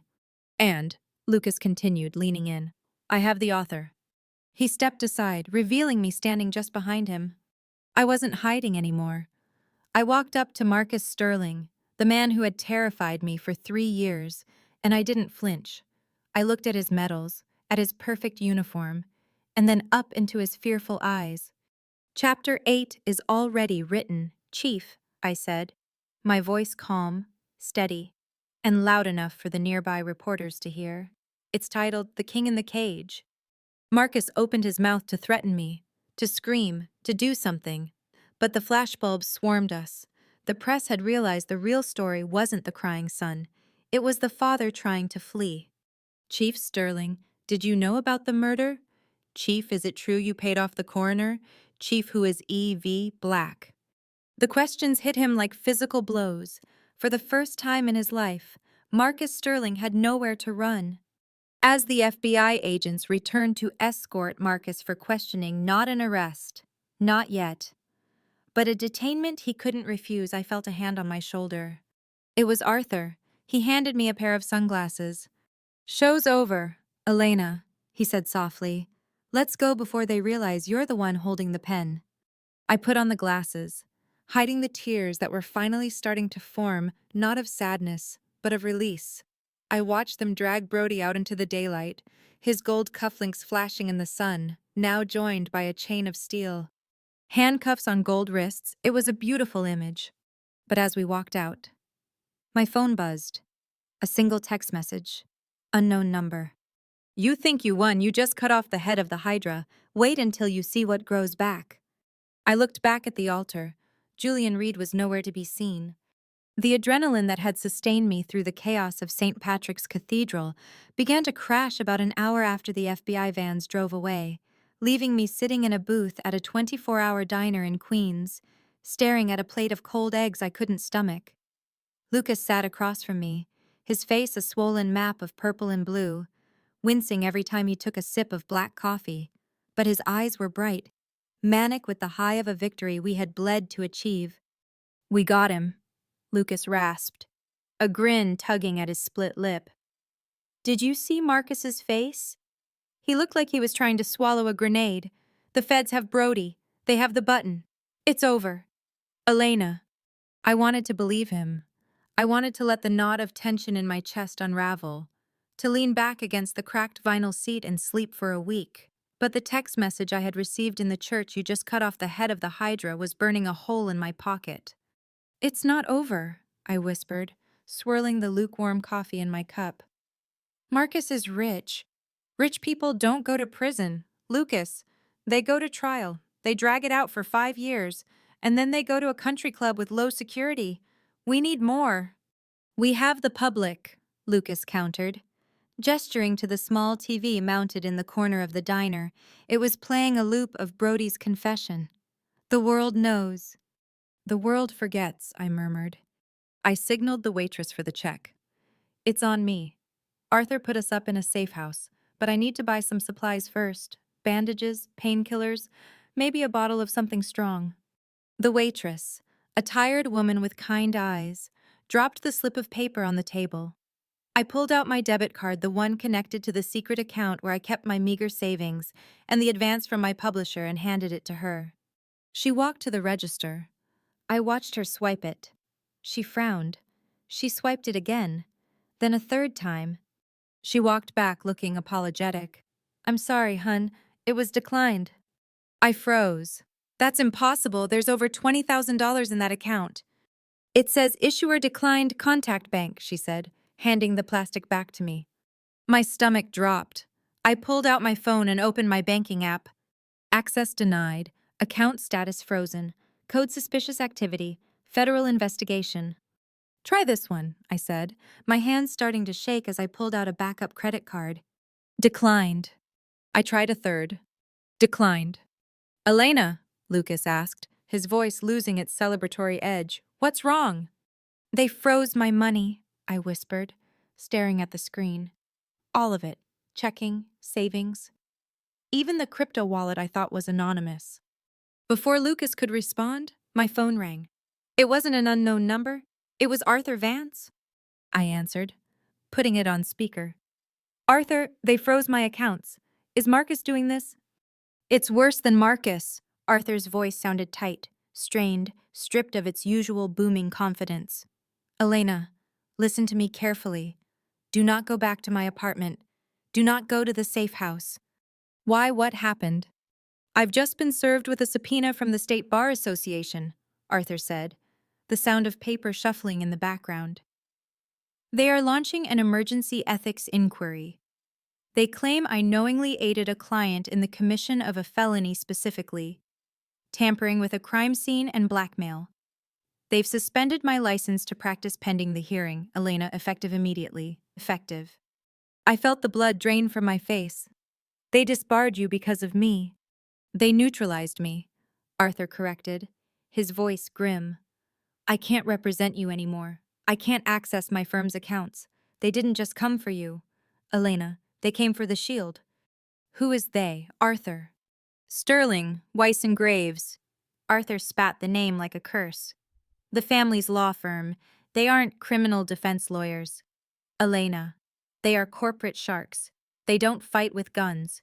They fight with injunctions. They just filed a civil suit against you for defamation, emotional distress, and fraud." "Fraud?" "They claim EV Black is a fraudulent persona used to manipulate stock prices and extort the police chief. They've obtained an emergency injunction." "Injunction against what?" "Check the website, Elena." I hung up and frantically opened the browser on my phone. I typed in the URL for the platform where I published my stories. Error 404. Content removed. This content has been disabled in response to a Digital Millennium Copyright Act DMCA takedown notice and a federal court order. My book was gone. The confession was gone. The comments, the support, the millions of witnesses, wiped clean. "No," I gasped, tapping the screen frantically. "No, no, no!" "What did they do?" Lucas asked, leaning over the table. "They erased it." I looked up at him, tears of frustration stinging my eyes. "They didn't just freeze my money. They erased the story.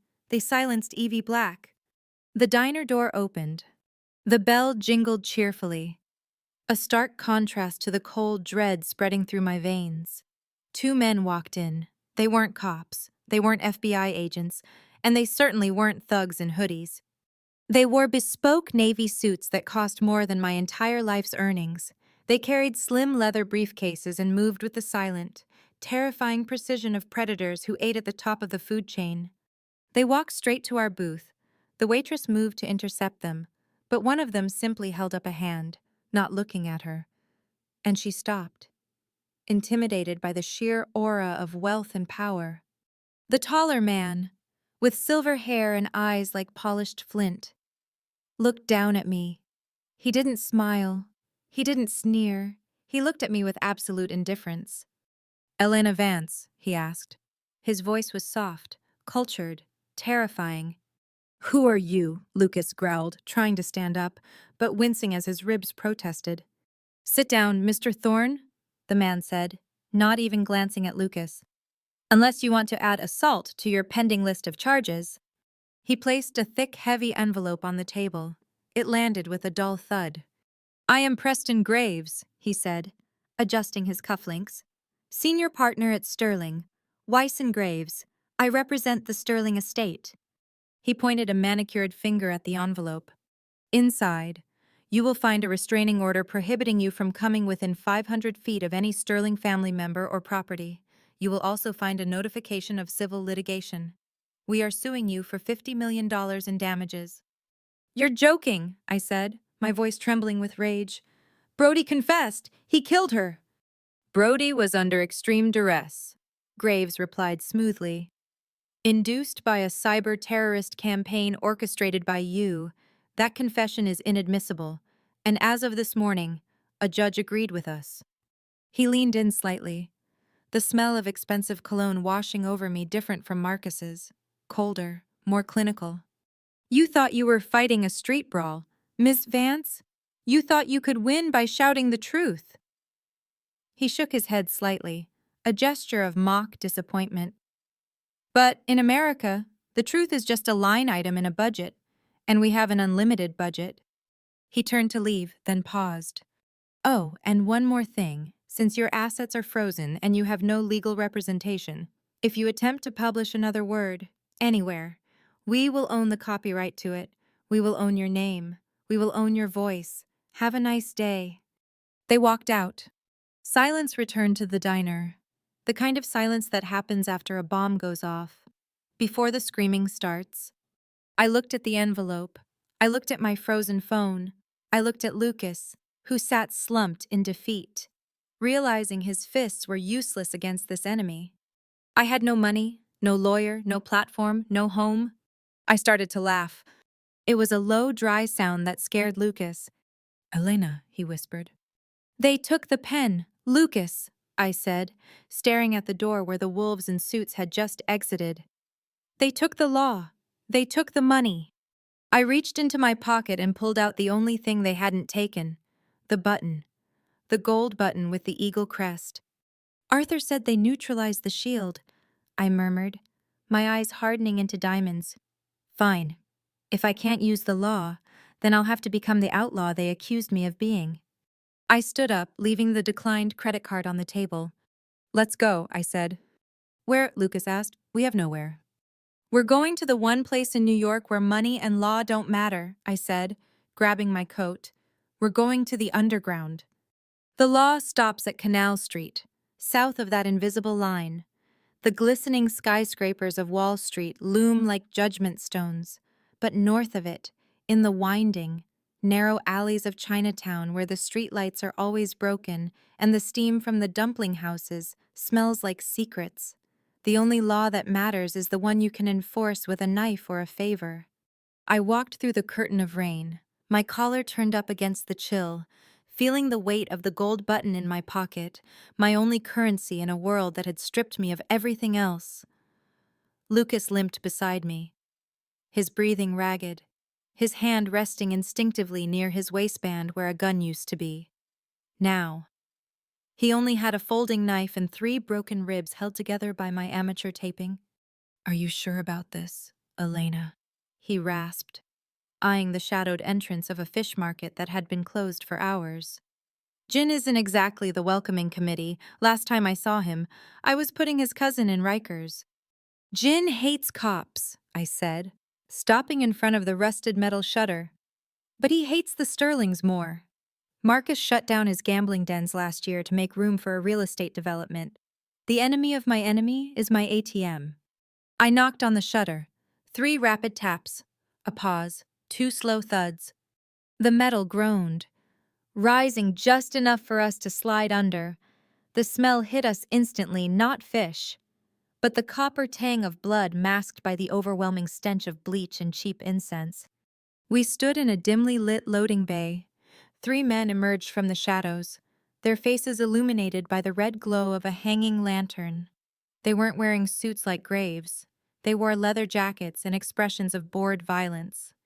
"The doctor," one of them said, recognizing me. He didn't look happy. He looked relieved. "I need to see Jin," I said, keeping my voice steady. "I have a proposition." "Jin doesn't want talk," the man said, grabbing my arm. He wants hands. Come. He didn't search us. He didn't ask about Lucas.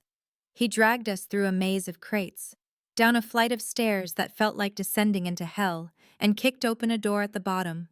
The room was a basement gambling parlor, stripped of its tables, except for one pool table in the center under a singular, swinging light bulb. Lying on the green felt, which was rapidly turning a dark, slick black, was a young man. He was screaming, but no sound came out. Someone had shoved a leather belt between his teeth. His abdomen was a ruin of torn flesh and red bubbles. Jin stood over him, his sleeves rolled up, his hands covered in blood. He looked up as we entered, his eyes wild with a mixture of rage and panic that no gangster ever wants to show. You, Jin snarled, pointing a bloody finger at me. You fix him, now! I'm not a doctor anymore. Jin, I said, standing my ground despite the terrifying scene. I don't have a license. I don't have tools. I don't care about paper, Jin shouted, grabbing a handful of cash from a duffel bag on the floor and throwing it at my feet. My brother took a bullet in the gut. The hospitals will call the cops. You fix him, or you die with him. I looked at the boy on the table. He was barely 20, pale, diaphoretic. Shock was setting in. I don't want your money, I said, kicking the cash aside. I want access. Jin froze. What? I need a server, I said, my voice cutting through the young man's whimpers. A bulletproof host, dark web, Tor network, something the feds can't touch and Sterling's lawyers can't scrub. I need to broadcast a signal that can't be jammed. Jin narrowed his eyes. You want to use my network to fight the police chief? I want to burn him down, I corrected, just like he burned your casinos. Jin looked at his dying brother, then at me. Save him. If he breathes tomorrow, you get the keys to the kingdom. If he dies, Lucas Thorne loses his other eye. Deal, I said. I didn't wait for a handshake. I stripped off my coat and threw it to Lucas. I need hot water, vodka the highest proof you have, and light. Someone hold that lamp steady. I approached the table. The wound was messy, a small caliber round, likely a .22, which meant it had bounced around inside like a pinball. Lucas, hold his legs, I ordered. Jin, hold his shoulders. If he moves, I nick an artery, and we all lose. I didn't have anesthesia. I poured half a bottle of Baijiu onto the wound. The boy arched his back, a muffled scream tearing through his throat that made the belt creak. Sorry, I whispered. Picking up the only instruments they had provided a box cutter and a pair of fishing pliers that I had sterilized in the alcohol flame of a lighter. I was Elena Vance, the renowned pathologist. I was used to dead bodies, bodies that didn't scream, bodies that didn't bleed out. But tonight I was the devil's doctor. I made the incision, widening the bullet hole. The blood welled up, hot and sticky. I plunged my gloved fingers inside, feeling through the warm, slippery mess of intestines. Come on, I muttered, sweat stinging my eyes. Where are you? He's fading, Lucas warned, looking at the boy's graying face. I know, I snapped. My finger brushed against something hard lodged near the spine. The bullet. Gotcha, I hissed. I used the fishing pliers. It was crude. It was barbaric. I had to dig, twist, and pull. The sound of metal scraping against bone made Jin turn away, but I didn't flinch. I pulled the slug out and dropped it into a metal bowl. Clink. Needle, I demanded. They handed me a curved upholstery needle and fishing line. I sutured the bowel perforation, then the muscle, then the skin. My hands moved with a rhythm that defied the chaos, a dance of survival I had learned in the quiet of the morgue. Reversed for the living. He's stabilizing, I announced 10 minutes later, tying the final knot. He needs antibiotics, horse pills if you have to, but he'll live. I stepped back, my hands shaking now that the adrenaline was fading, covered in blood up to my elbows. Jin looked at his brother, checking the pulse. He let out a long breath and wiped his face. He walked over to a steel door in the corner of the room and unlocked it. Clean yourself up, Jin said. his voice respectful for the first time.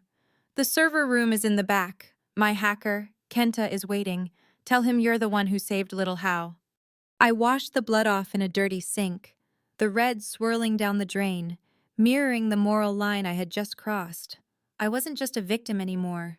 I was an accomplice. I walked into the server room. It was a stark contrast to the slaughterhouse outside, cool, humming with blue LED lights, walls of servers stacking up to the ceiling. Kenta, a teenager with purple hair and eyes glued to 3 monitors, didn't look up. "Jin said you need a ghost line." "I need to upload a book," I said, sitting down at the terminal. "And I need it to be impossible to delete." "Nothing is impossible," Kenta smirked, cracking his knuckles. "But on the shadow net, we can make it immortal. Sterling's lawyers can send all the DMCA notices they want. Down here, we use those for toilet paper." I pulled the flash drive from my pocket, the backup Lucas had kept. I opened the file. Chapter 1 through 9 were there, but I needed a new introduction, a disclaimer for the new world I was entering. I typed, "Notice. The following story has been banned by the Federal Court of New York. The author has been sued, silenced, and stripped of her name, but the truth is a virus, and you are the host." I looked at Lucas, who was leaning against the doorframe, watching me. "Ready to be an outlaw?" I asked. "I was born ready," he smiled. I hit upload. The progress bar filled up, green, relentless. "Upload complete, mirror sites 500 plus node status global." My phone buzzed. It was a notification from the bank app. Still frozen. Then it buzzed again. An email. From Preston Graves. "Subject cease and desist, final warning." I laughed. I forwarded the email to Kenta. "Can you reply to this for me?" Kenta grinned. "With a virus that eats his hard drive." "Please." I leaned back in the chair, the blue light of the screens reflecting in my eyes. I had no money, I had no home, but I had an army of servers and the backing of the triads. Marcus Sterling wanted a war. He thought he could fight me with suits and subpoenas. I cracked my knuckles. "Let's write chapter 10, I whispered. "Title The Devil's Bargain." But before I could start typing, the heavy steel door of the server room blasted inward, not by police, by an explosion. Debris flew everywhere. Lucas was thrown across the room. Kenta's monitors shattered. Through the smoke, a figure walked in. It wasn't Marcus. It wasn't the FBI. It was a woman, dressed in white from head to toe, white suit, white gloves, white hair. She held a silenced pistol in one hand and a cane in the other. "You really are a cockroach, Dr. Vance," she said, her voice smooth, cultured, and oddly familiar. "Preston Graves sends his regards. He prefers to settle litigation, out of court."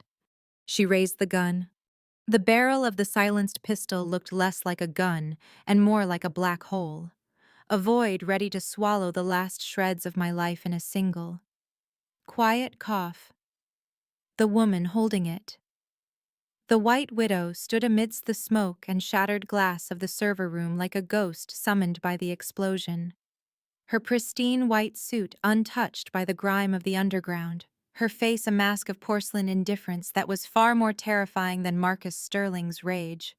Lucas was groaning on the floor, dazed, a trickle of fresh blood running from his ear where the concussion of the blast had hit him hardest. Kenta was cowering under his desk, hyperventilating. I was the only thing standing between the assassin and a triple homicide. "You have 3 seconds to step away from the terminal, Dr. Vance," the widow said, her voice smooth and cultured, carrying the faint, aristocratic accent of old New York money. "Mr. Graves wants the drive destroyed. He didn't specify that you had to be alive when I took it." 1, she counted, taking a step forward, her cane tapping a rhythmic accompaniment to her threat. The cane wasn't for walking. I could see the seam where a blade was hidden. My mind raced, processing options with the cold speed of a forensic analysis. Fight suicide. Run nowhere to go. Negotiate assassins, don't haggle. I looked at the server racks humming behind me. Specifically, at the red emergency box mounted on the wall next to the cooling unit. 2, she said, raising the gun slightly, aiming for my knee to cripple me first. "You forgot something," I whispered. my hand drifting behind my back, gripping a heavy cable. "And what is that?" she asked, bored. "Halon gas displaces oxygen," I said. I didn't lunge at her. I turned and smashed the heavy cable connector into the red box, shattering the glass and punching the emergency purge button. Hiss! The sound was deafening. A high-pressure scream as the fire suppression system engaged. Jets of halon gas exploded from the ceiling nozzles, instantly filling the small room with a freezing, white fog. It wasn't smoke. It was a chemical agent designed to starve a fire of oxygen. And it would starve us too. "Hold your breath!" I screamed at Lucas, dropping to the floor where the oxygen concentration would linger for a few seconds longer. The widow fired, thwip, thwip! 2 bullets sparked against the metal server rack inches above my head. But the gas was thick, blinding, and disorienting. She couldn't see. I crawled through the fog, the cold air biting my skin. I wasn't trying to escape. I was hunting. I grabbed a loose power cable, stripping the end with my teeth in a desperate, feral motion, tasting the copper and plastic. The widow was coughing now, a dry hacking sound. She was professional. But biology is absolute. Hypoxia hits everyone. I saw her white shoes moving through the mist. I lunged, wrapping the cable around her ankle and yanking with all my strength. She fell hard, hitting the concrete with a grunt of surprise. The gun skittered across the floor. I scrambled on top of her, adrenaline masking my own suffocation. I didn't try to punch her. She would block it. I went for the cane, pinning it to the floor. But she was strong, unnaturally strong. She bucked, throwing me off like a rag doll. I slammed into a server rack, stars dancing in my vision. She stood up, looming over me in the fog, pulling a long, slender stiletto from her cane. "Resourceful," she wheezed, "but tedious." She raised the blade. Suddenly, a shadow burst through the doorway. "Get away from her!" It was Jin. He had heard the explosion. He didn't have a gun. He had a meat cleaver from the kitchen upstairs.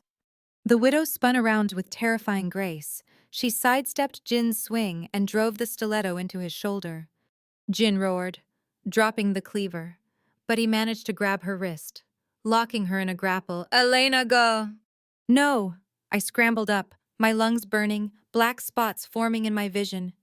I looked for a weapon.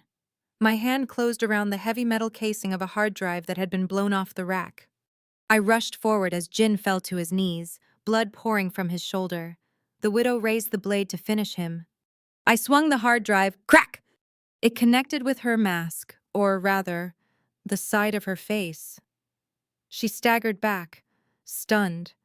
The impact dislodged something pinned to her lapel, a brooch. It fell to the floor with a metallic chime. She touched her face, then looked at me, for the first time. The porcelain mask cracked. She looked annoyed.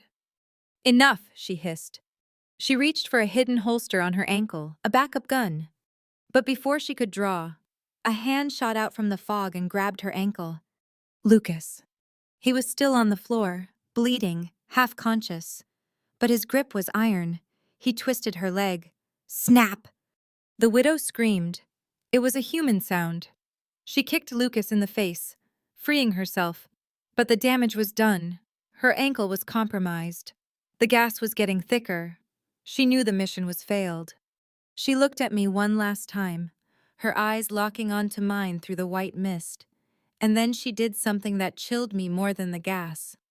She smiled, a sad, recognizing smile. "You have her eyes," she whispered. Then she turned and limped out the door, disappearing into the shadows of the basement corridor, leaving a trail of expensive perfume and blood. I fell to my knees, gasping for air as the ventilation fans finally kicked in, sucking the halon out. "Jin." I crawled over to him. He was pale, clutching his shoulder. "I'm okay," he grunted through grit teeth. "Missed the artery? Just hurts like hell." Lucas dragged himself up, wiping blood from his eyes. "Did we win?" "We survived," I said, my voice trembling.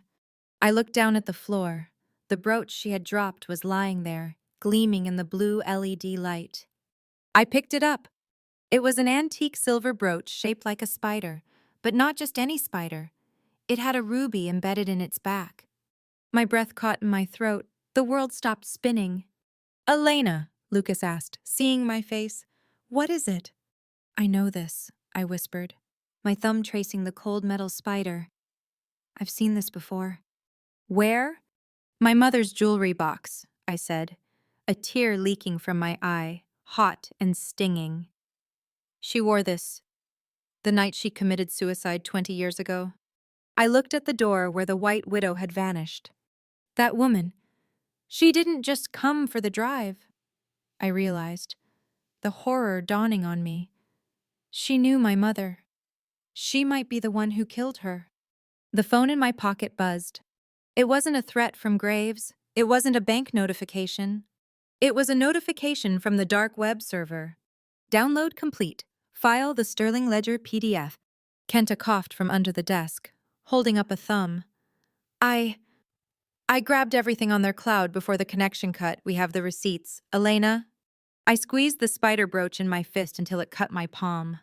"Good," I said, my voice turning into steel. "Because now, it's personal."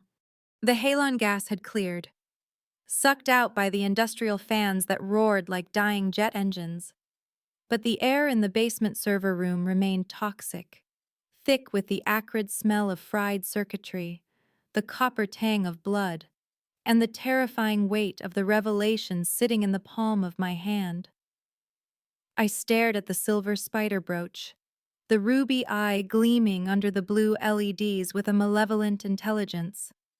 A cold, hard artifact from a past I thought was buried in a closed casket 20 years ago, now resurrected to tell me that my mother's suicide was just another murder cover-up in a city built on bones.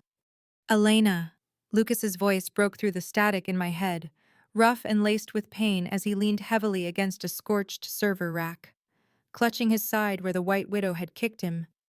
"We can't stay here. Graves will send a second wave, and this time, they won't bring canes, they'll bring C4. "Let them come," I whispered, my fingers closing over the brooch so tightly the metal legs dug into my skin, grounding me in the pain. "By the time they get here, there won't be a sterling empire left to pay them." I turned to the computer terminal where Kenta was frantically typing, his fingers flying across a keyboard that was sticky with dust and sweat. The screen was a waterfall of numbers, a matrix of decrypted financial data that flowed like a digital river of sludge. "Show me," I commanded, stepping over the debris of the fight, my voice devoid of the fear that had paralyzed me just minutes ago. Kenta hit a key, and the waterfall froze. A PDF file opened, the Sterling Ledger Final, XSLX. It wasn't a diary, it was an Excel spreadsheet, boring, mundane, and absolutely lethal. Column A names, column B dates, column C amounts, column D services rendered. I scanned the list, my eyes widening as the scope of the rot revealed itself. It wasn't just Marcus Sterling skimming drug money. It was an industrial-scale operation of influence peddling that reached the highest echelons of New York's power structure. "Look at line 402, Lucas pointed, his finger leaving a smudge of blood on the screen. "Payee Han, Judge Arthur Halloway, amount $250,000, service injunction, copyright block, EV, black." "That son of a bitch!" I hissed, the realization hitting me like a physical blow. The judge who signed the order to ban my book. The judge who froze my assets. He didn't do it for the law. He did it for $250,000. I scrolled down. Payee Senator Michael O'Connor, amount $1,000, service zoning permit, casino development. Payee The Daily Chronicle, editor-in-chief, amount $50,000, month, service narrative control, negative press suppression. It was a menu, a price list for justice, democracy, and truth. Everyone had a price tag, and the Sterling family had bought them all. "We have enough here to put half the city in federal prison," Lucas said, a grim smile spreading across his battered face. "If we give this to the FBI..." "No," I cut him off, my voice sharp. "The FBI takes months. They convene grand juries. They seal evidence. They cut deals. Marcus will be in a non-extradition country drinking mojitos before the first indictment is unsealed." I looked at the brooch again. The White Widow, my mother, the system that protected monsters like Graves. We don't need a courtroom, Lucas, I said, sitting down at the terminal and pushing Kenta aside. We need an execution. I opened the text editor on the dark web portal. The cursor blinked, a rhythmic pulse of anticipation. What are you doing? Kenta asked, his eyes wide. I'm writing the next chapter, I said, cracking my knuckles. But this time, I'm not using metaphors. I began to type. Chapter 12, The Price List of Justice. They told you that justice is blind. They lied. Justice isn't blind. It just has a very high cover charge. Tonight, I'm not going to tell you a story about a girl in a blue dress. I'm going to give you a shopping list. A catalog of souls sold to the highest bidder. I didn't format it as a narrative, I formatted it as a menu. The Sterling Auction House, official catalog. Item number 1, the gavel. Description. A ruling from the Honorable Judge Halloway to silence a whistleblower and protect a murderer. Price $250,000 paid via Shellcorp Blue Horizon LLC. Buyer Marcus Sterling. Item number 2, the silence. Description editorial suppression of the Lily Harper murder investigation by the Daily Chronicle. Price $50,000 a month. Buyer Sterling, Weiss and Graves. Item number 3, the law license. Description. The emergency suspension of attorney Arthur Vance to deny legal counsel to the accused. Price $75,000 donation to the Bar Association Ethics Committee Chairman's Re-Election Fund. Buyer Preston Graves. I typed name after name, attaching screenshots of the bank transfers, the routing numbers, the dates. I didn't redact a single digit. I exposed their social security numbers, their home addresses, their secret Cayman Island accounts. Elena, Lucas warned, reading over my shoulder. If you post this, there's no going back. This is cyber warfare. They will call you a terrorist. I am a terrorist to them, I replied, my eyes burning with a cold, blue fire. I'm terrorizing their bank accounts. I reached the bottom of the list. I needed a closing statement, a hook that would drive the knife in and twist it. You thought you could buy the law, Marcus. You thought you could buy silence, but you forgot one thing. The truth is, the only currency that doesn't devalue. And tonight, the market just crashed. I hovered my finger over the upload button. Do it, Jin said from the doorway. He was sitting on a crate, his shoulder bandaged, holding a bottle of whiskey.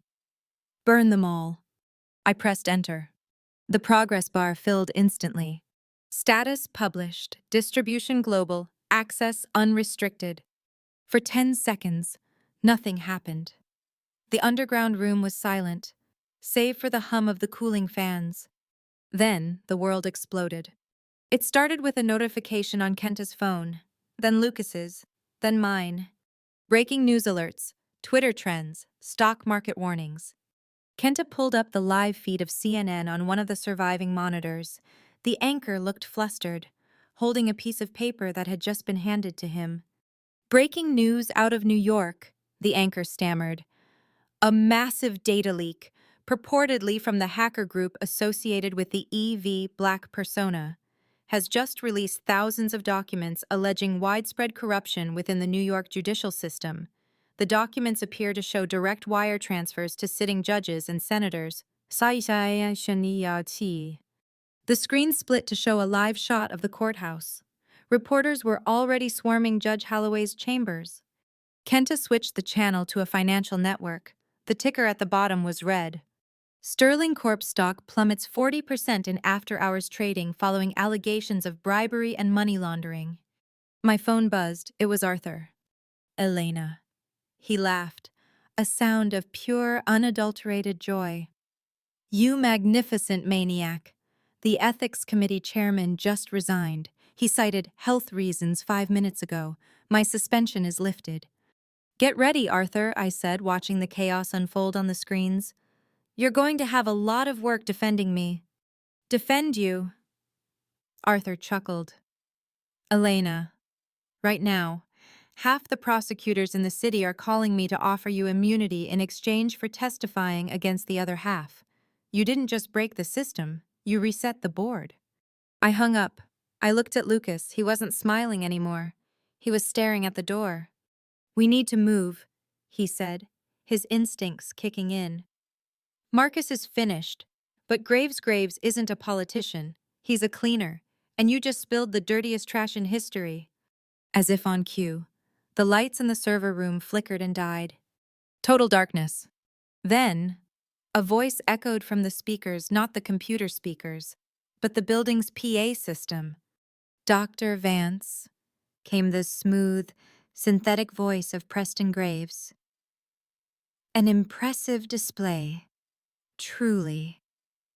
But you seem to have forgotten the first rule of economics. I grabbed Lucas's arm in the dark.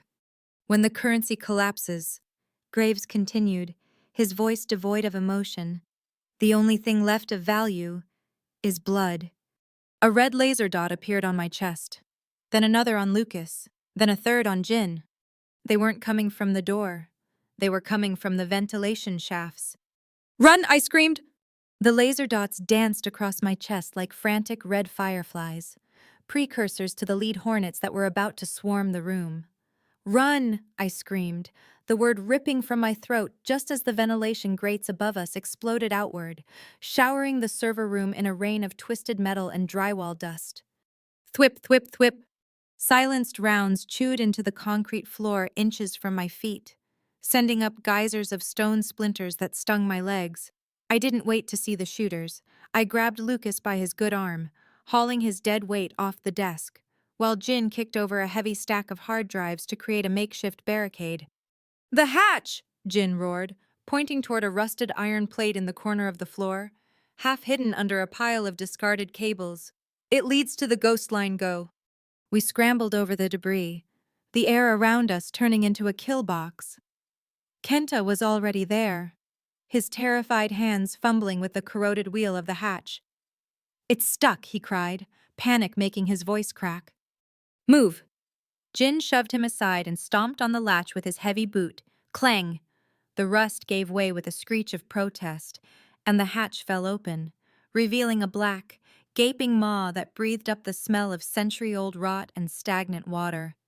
Ladies first, Lucas gasped, shoving me toward the hole just as a bullet sparked off the hatch rim, singing the fabric of his coat. I jumped. I fell through the darkness for a terrifying second before my feet hit slush a foot of freezing. Oily water that splashed up to my knees. The impact jarred my teeth, but I rolled instinctively, absorbing the shock, and scrambled out of the way as Lucas landed heavily beside me, groaning as his broken ribs screamed in protest. Kenta followed, then Jin, who pulled the hatch shut above us, just as the muffled thump-thump-thump of boots landing on the floor overhead echoed down. We were in the ghost line, an abandoned spur of the New York City subway system that hadn't seen a train since the 1940s. The only light came from the dying battery of Kenta's phone, casting long, dancing shadows on the curved brick walls that dripped with condensation like the sweat of a dying beast. They have thermal, Jin whispered, his voice echoing too loudly in the damp tunnel. They'll see our heat signatures through the hatch. We have to move. Deep. Which way? I asked, helping Lucas to his feet. He was pale, his skin clammy, and I could feel the heat of a fever radiating through his soaked shirt. South, Jin said, limping ahead. Toward the river. There's an outflow pipe near the Brooklyn Bridge. We ran. Or rather, we stumbled. The tunnel was a nightmare of uneven sleepers, rusted tracks, and pools of unknown sludge that sucked at our boots. Every breath tasted of mold and copper. Behind us, the sound of the hatch being blown open with a small charge reverberated through the tunnel like a thunderclap. Boom! Then came the lights, powerful, tactical beams cutting through the darkness from behind, sweeping the tunnel walls. They weren't just searching, they were hunting. Faster, Lucas urged, pushing me forward, though he was the one lagging behind. Don't look back, Elena, just run. We scrambled over a collapsed section of the ceiling, a hill of rubble and twisted rebar. I slipped, scraping my hands raw on the jagged concrete, but fear was a potent anesthetic. I didn't feel the pain. I only felt the vibration of pursuit in the soles of my feet, a rhythmic, disciplined marching that was getting closer. They're gaining, Kenta whimpered, looking back at the dancing lights. They're not carrying wounded, Jin grunted, supporting Kenta, and they have night vision. We reached a junction. To the left, a tunnel marked with a faded danger high voltage sign. To the right, a path that sloped downward into black water. Right, Jin directed. We splashed into the water. It rose to our waists, freezing and thick. It slowed us down instantly. It was like running in molasses. Lucas stumbled, falling face first into the muck. Lucas! I grabbed his collar, hauling him up. He was coughing water, his eyes unfocused. Go!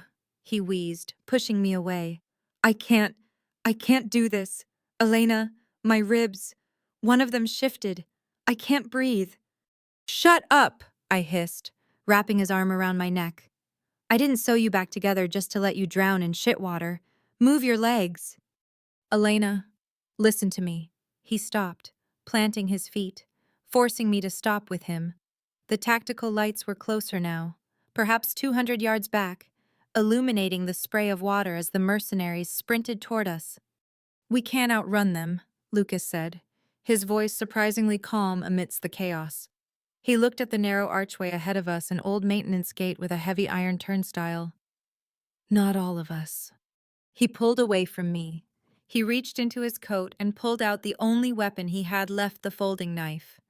And then he reached into his other pocket and pulled out something else. A small, black remote detonator he must have swiped from Jin's armory back at the gambling den. What is that? I asked, dread pooling in my stomach colder than the water. Jin rigged the tunnel entrance, Lucas smiled. A bloody, reckless smile. But the receiver is short range. Someone has to be close enough to trigger it when they bunch up. No. I shook my head, grabbing his lapel. No. Lucas, we stick together. That was the deal. The deal was to burn them down, Lucas said, his eyes locking onto mine. Intense and loving and devastating. You are the fire. Elena, I'm just the match. He shoved me backward. Hard. I stumbled through the turnstile, the rusted metal bars screeching. Lucas, I screamed, reaching through the bars. He slammed the gate shut and jammed the knife into the locking mechanism. Breaking the blade off, it was jammed. Jin, get her out of here, Lucas yelled, turning his back to me, facing the approaching lights. Jin hesitated for a split second, then grabbed my arm. He's right. Go? No, Lucas. I fought against Jin, hammering my fists against the iron bars. Open it, you bastard. Open it. Lucas didn't turn around. He stood alone in the waist-deep water. A broken man in a broken tunnel, facing a squad of the world's deadliest killers with nothing but a detonator and a death wish. Hey, Lucas shouted at the blinding lights rushing toward him. You looking for the author? I'm the editor. The mercenaries opened fire. Rat-a-tat-tat. The sound was deafening in the confined space. I saw bullets splashing in the water around Lucas. I saw his body jerk as a round caught his shoulder. He didn't fall, he raised the detonator. For Lily, he whispered. He pressed the button. Kaboom! The world turned white. The ceiling of the tunnel behind him, where the mercenaries were bunched up, collapsed in a roar of expanding gas and falling rock. The shockwave hit me like a physical punch, knocking me and Jin off our feet into the filthy water. Dust and silence followed. Lucas! I coughed, scrambling up, staring into the wall of dust and rubble that now blocked the tunnel. There was no answer, no movement, just the sound of settling rocks and the drip, drip, drip of water. He's gone, Elena, Jin said, his voice soft, pulling me up. He brought the whole roof down. No one is coming through that. I stared at the rubble. I couldn't breathe. It felt like my heart had been buried under those rocks with him. We have to go, Jin urged, dragging me away. The gas from the explosion, it'll fill this pocket soon. I turned, my legs moving automatically, numb and detached. We ran. We ran until my lungs burned and my vision blurred. We ran until the air started to smell less like death and more like exhaust fumes. We emerged through a storm drain under the Brooklyn Bridge, crawling out onto the muddy bank of the East River like prehistoric creatures dragging themselves onto land. The city was quiet. The skyline of Manhattan glittered across the water, indifferent and beautiful. Above us, cars hummed over the bridge, commuters going home to their warm beds, oblivious to the war that had just been fought beneath their tires. I collapsed onto the wet grass, gasping for air, staring up at the indifferent stars. I was alive, I was free, but I felt lighter, as if a part of my soul had been amputated. My phone buzzed in my waterproof pocket.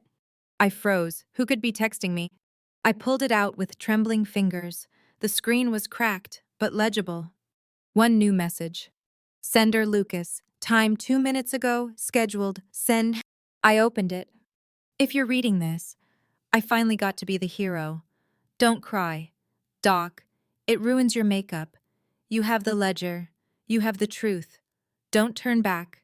Finish it. Make them pay for every drop of blood. P.S. I always liked your writing.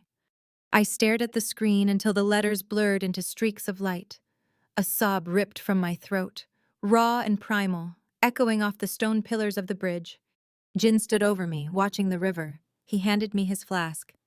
Drink, he said. Then we work. The sacrifice only matters if you win. I took the flask. The whiskey burned my throat, waking up the rage that was threatening to drown in grief. I stood up. I wiped my eyes with the back of my dirty hand. I looked at the glittering tower of the Sterling Corporation across the river. Lucas was right. I wasn't just a writer anymore. I was the ending. Jin, I said, my voice cold as the river wind. Take me to the safe house. I need a shower. And then, I need a camera. A camera? Jin asked. I'm done hiding behind text, I said, clutching the phone to my chest. Tonight, Evie, black reveals her face. The shower water ran brown, then gray, and finally clear, washing away the mud of the ghost line, the grime of the server room, and the dried blood that belonged to the only man who had ever truly loved me. I stood in the glass stall of Arthur's penthouse bathroom, watching the water swirl down the drain, feeling a strange, cold emptiness in my chest where my heart used to be. Lucas was gone. He had buried himself under a mountain of rock to buy me this moment, and I wasn't going to waste it on grief. Grief was for the living, for the survivors. There was only duty.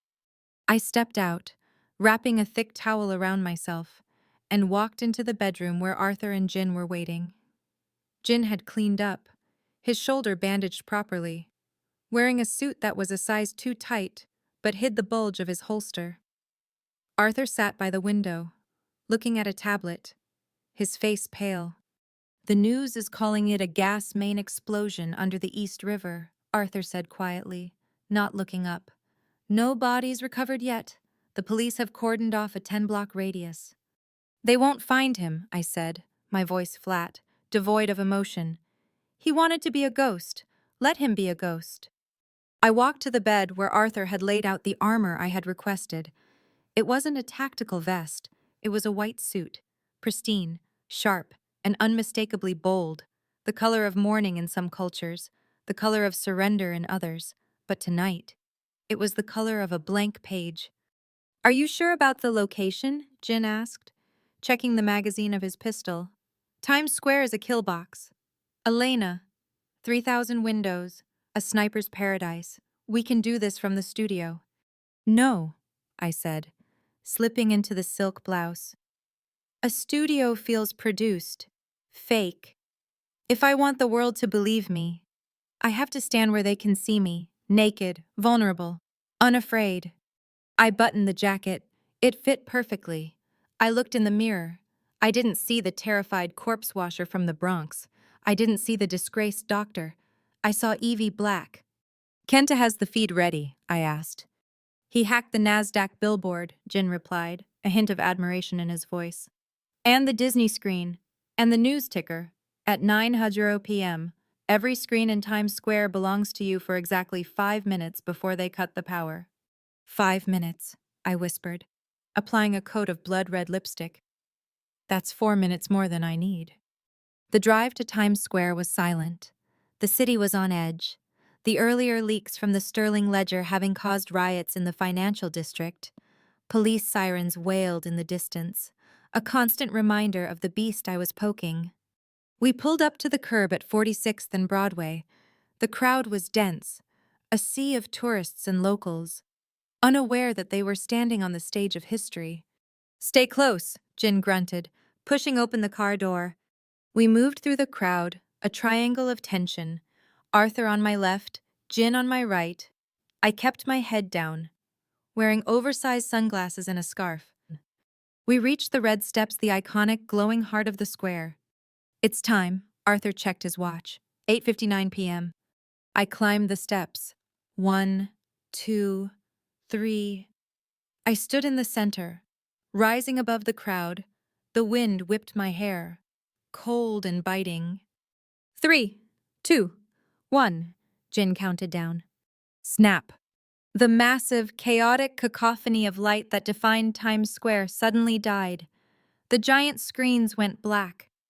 The advertisements for soda and musicals vanished.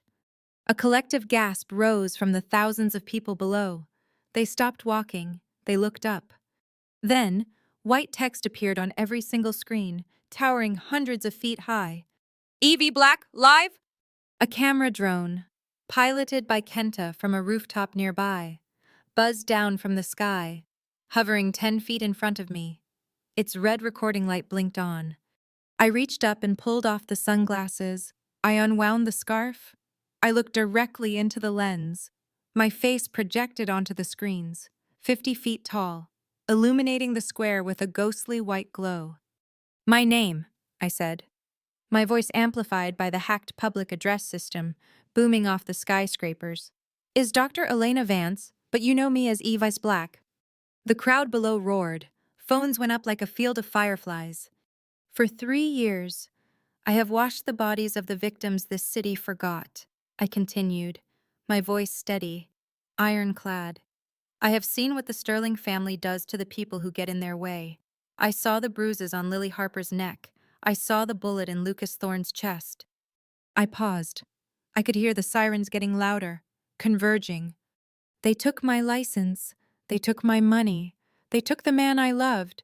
They thought that by taking everything, they would leave me with nothing." I smiled, and the image of my smile on the giant screens was terrifying.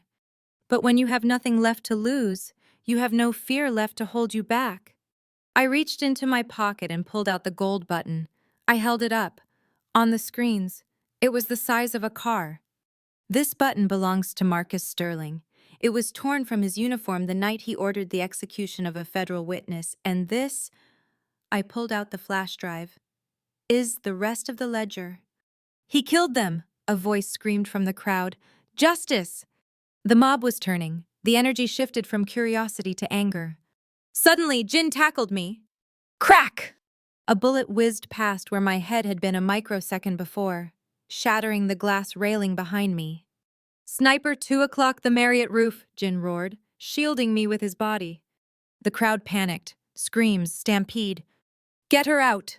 Arthur yelled, waving his cane at the incoming NYPD officers who were pushing through the crowd not to save me, but to silence me. "No!" I shouted, pushing Jin off. I grabbed the drone, pulling it close to my face, ignoring the chaos, ignoring the bullets chipping the stone steps. "Do you see this?" I screamed into the camera, pointing at the bullet hole in the glass. "They are shooting at me live right now." I looked straight at the lens, my eyes burning with a ferocity that could melt steel. "Marcus Sterling Preston Graves, I know you are watching. You can kill the storyteller, but you cannot kill the story. The files are already uploaded. Every news agency in the world has them. It's over." Another shot. This one hit Jin in the leg. He grunted, falling to one knee, but kept his gun trained on the high ground, firing back blindly to suppress the shooter. "Elena, we have to go." Arthur grabbed my arm, his face gray with terror. "Not yet," I hissed. I stood up, fully exposed, a target in white, Shoot me, I challenged the invisible assassin, spreading my arms wide. Make me a martyr. Show the world exactly who you are. For a second, time stopped. The sniper didn't fire. Maybe he hesitated. Maybe he realized that shooting an unarmed woman on live global television, with millions of witnesses, was a suicide mission for his employers. Or maybe, just maybe, he saw the FBI helicopters cresting over the skyline, their searchlights sweeping the rooftops. Federal agents, drop your weapons. The voice from the sky was deafening. The screens in Times Square didn't cut to black. They stayed on my face, unbroken, defiant, alive. I lowered my arms. I looked at the drone one last time. My name is Elena Vance, I whispered, the exhaustion finally hitting me. And I rest my case. The feed cut? Arthur and Jin dragged me down the steps as the FBI SWAT teams rappelled onto the square, forming a protective ring around us. Weapons pointed outward at the NYPD officers who were trying to break through. It was a standoff, blue against black, city against nation. But I knew who had won. As I was shoved into the back of an armored FBI vehicle, I looked out the bulletproof window.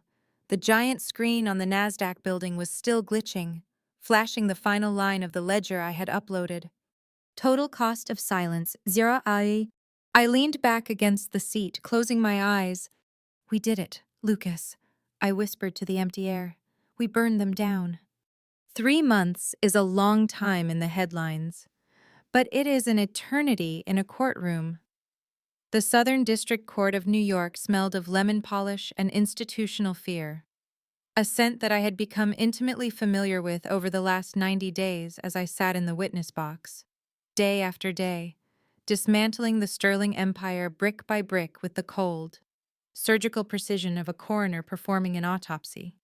Has the jury reached a verdict? Judge Holloway's replacement, a stern woman named Judge Stern who seemed immune to bribery, asked the foreman. The courtroom held its breath.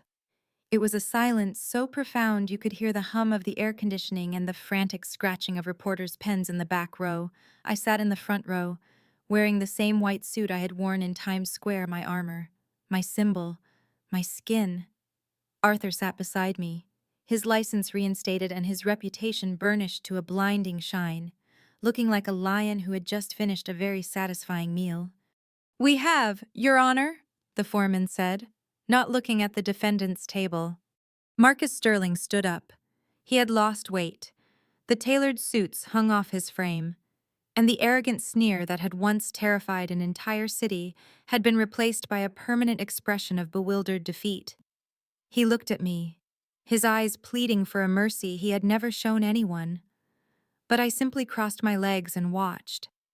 On the charge of first-degree murder, we find the defendant, Marcus Sterling, guilty. A gasp rippled through the room, but the foreman wasn't done. On the charge of racketeering, guilty. On the charge of obstruction of justice, guilty. Count after count, the hammer fell. 25 counts, 3 lifetimes. Order, order. Judge Stern banged her gavel as the gallery erupted. She looked at Marcus over her spectacles. Marcus Sterling, you are hereby sentenced to life in prison without the possibility of parole. You will be remanded to the custody of the Federal Bureau of Prisons immediately. The bailiffs moved in. They didn't salute him, they cuffed him.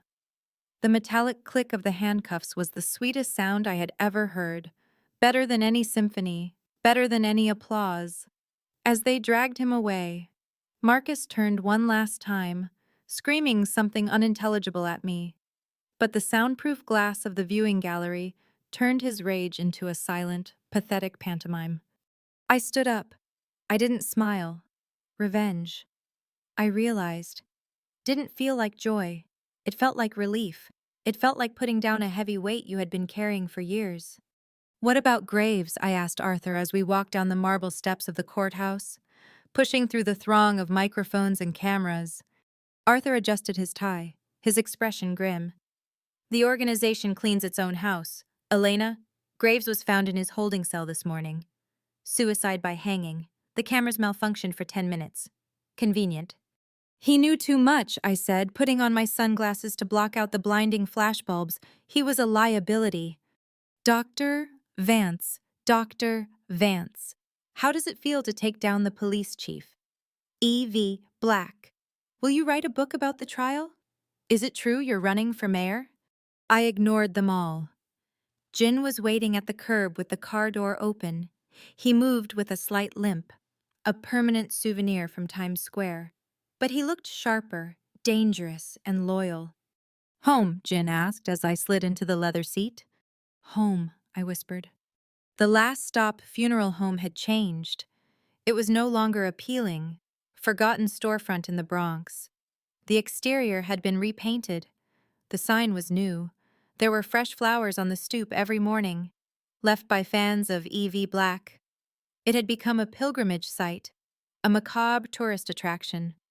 But inside it was still quiet.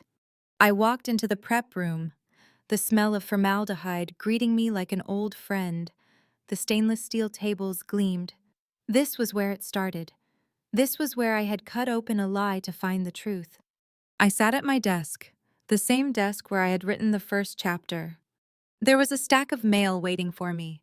Book contracts, movie rights offers, interview requests from Oprah. I pushed them all aside. I wasn't interested in fame. I had told the story because I had to, not because I wanted to be a celebrity. Now that the story was over, I felt adrift. This came for you, Jin said, walking in with a small brown paper package. No return address, hand-delivered by a courier who didn't leave a name. I frowned. My security was tight. Did you scan it? X-rayed and sniffed. Jin nodded. It's clean, just a box. I took the package. It was wrapped in plain butcher paper, tied with a simple string. It felt light. I pulled out a scalpel, my letter opener of choice, and sliced the string. Inside was a small black velvet box and an envelope. I opened the box first. It was a fountain pen. Not just any pen. It was a vintage Mont Blanc, black resin with gold trim, the kind of pen a writer dreams of owning but can never afford, the kind of pen I had mentioned once, in passing, late at night in a safe house, to a man who was bleeding out on a table. My breath hitched in my throat. I picked up the pen. It was heavy, balanced perfectly. I reached for the envelope. My hands were shaking so hard I almost dropped it. Inside was a single piece of paper and a boarding pass. The boarding pass was for a one-way flight, departing JFK tonight at 11:00 p.m. Destination Reykjavik, Iceland? I stared at the destination. Iceland. The place Lucas had talked about. The place where he said the earth was still being made. Where fire met ice. Where a ghost could disappear forever and watch the northern lights in peace. I unfolded the note. It wasn't typed. It was handwritten, in a messy, jagged scrawl that I would recognize anywhere. Chapter 15 is finished. Doc, the bad guys are gone. The hero gets the girl. But the editor thinks the ending needs a rewrite. Meet me where the fire burns under the ice. Don't be late. P.S. Bring the pen. We have a lot of work to do. There was no signature, just a small drawn symbol at the bottom. A button with an eagle crest. I dropped the note. A sob ripped from my chest. But this time, it wasn't grief. It was a laugh. A hysterical, joyous, unbelievable laugh that filled the empty funeral home and chased away the shadows of the dead. He was alive. The magnificent, stubborn, unkillable idiot was alive. Jin, I shouted, grabbing the ticket and the pen. Get the car. Where are we going? Jin asked, rushing in, alarmed by my laughter. To the airport, I said, grabbing my coat and spinning around, feeling lighter than air. I have a flight to catch. And the business, the press, the book deal? Jin asked, gesturing to the pile of contracts. I stopped at the door. I looked back at the prep room, at the empty tables, at the life I had built from ashes. I walked over to the desk. I picked up a piece of paper and wrote 3 words on it. I taped it to the front door of the last stop. Closed, gone writing. I stepped out into the cool New York night. The air smelled of rain and exhaust, but underneath it all, I could smell something else. Hope. I got into the car. Drive, Jin, and don't stop for red lights. As we sped toward this highway, watching the skyline of the city that had tried to break me recede in the rearview mirror. I clutched the fountain pen in my hand. The story of the corpse washer was over. The story of Elena and Lucas was just beginning. And this time, I wasn't going to write it, I was going to live it. The end.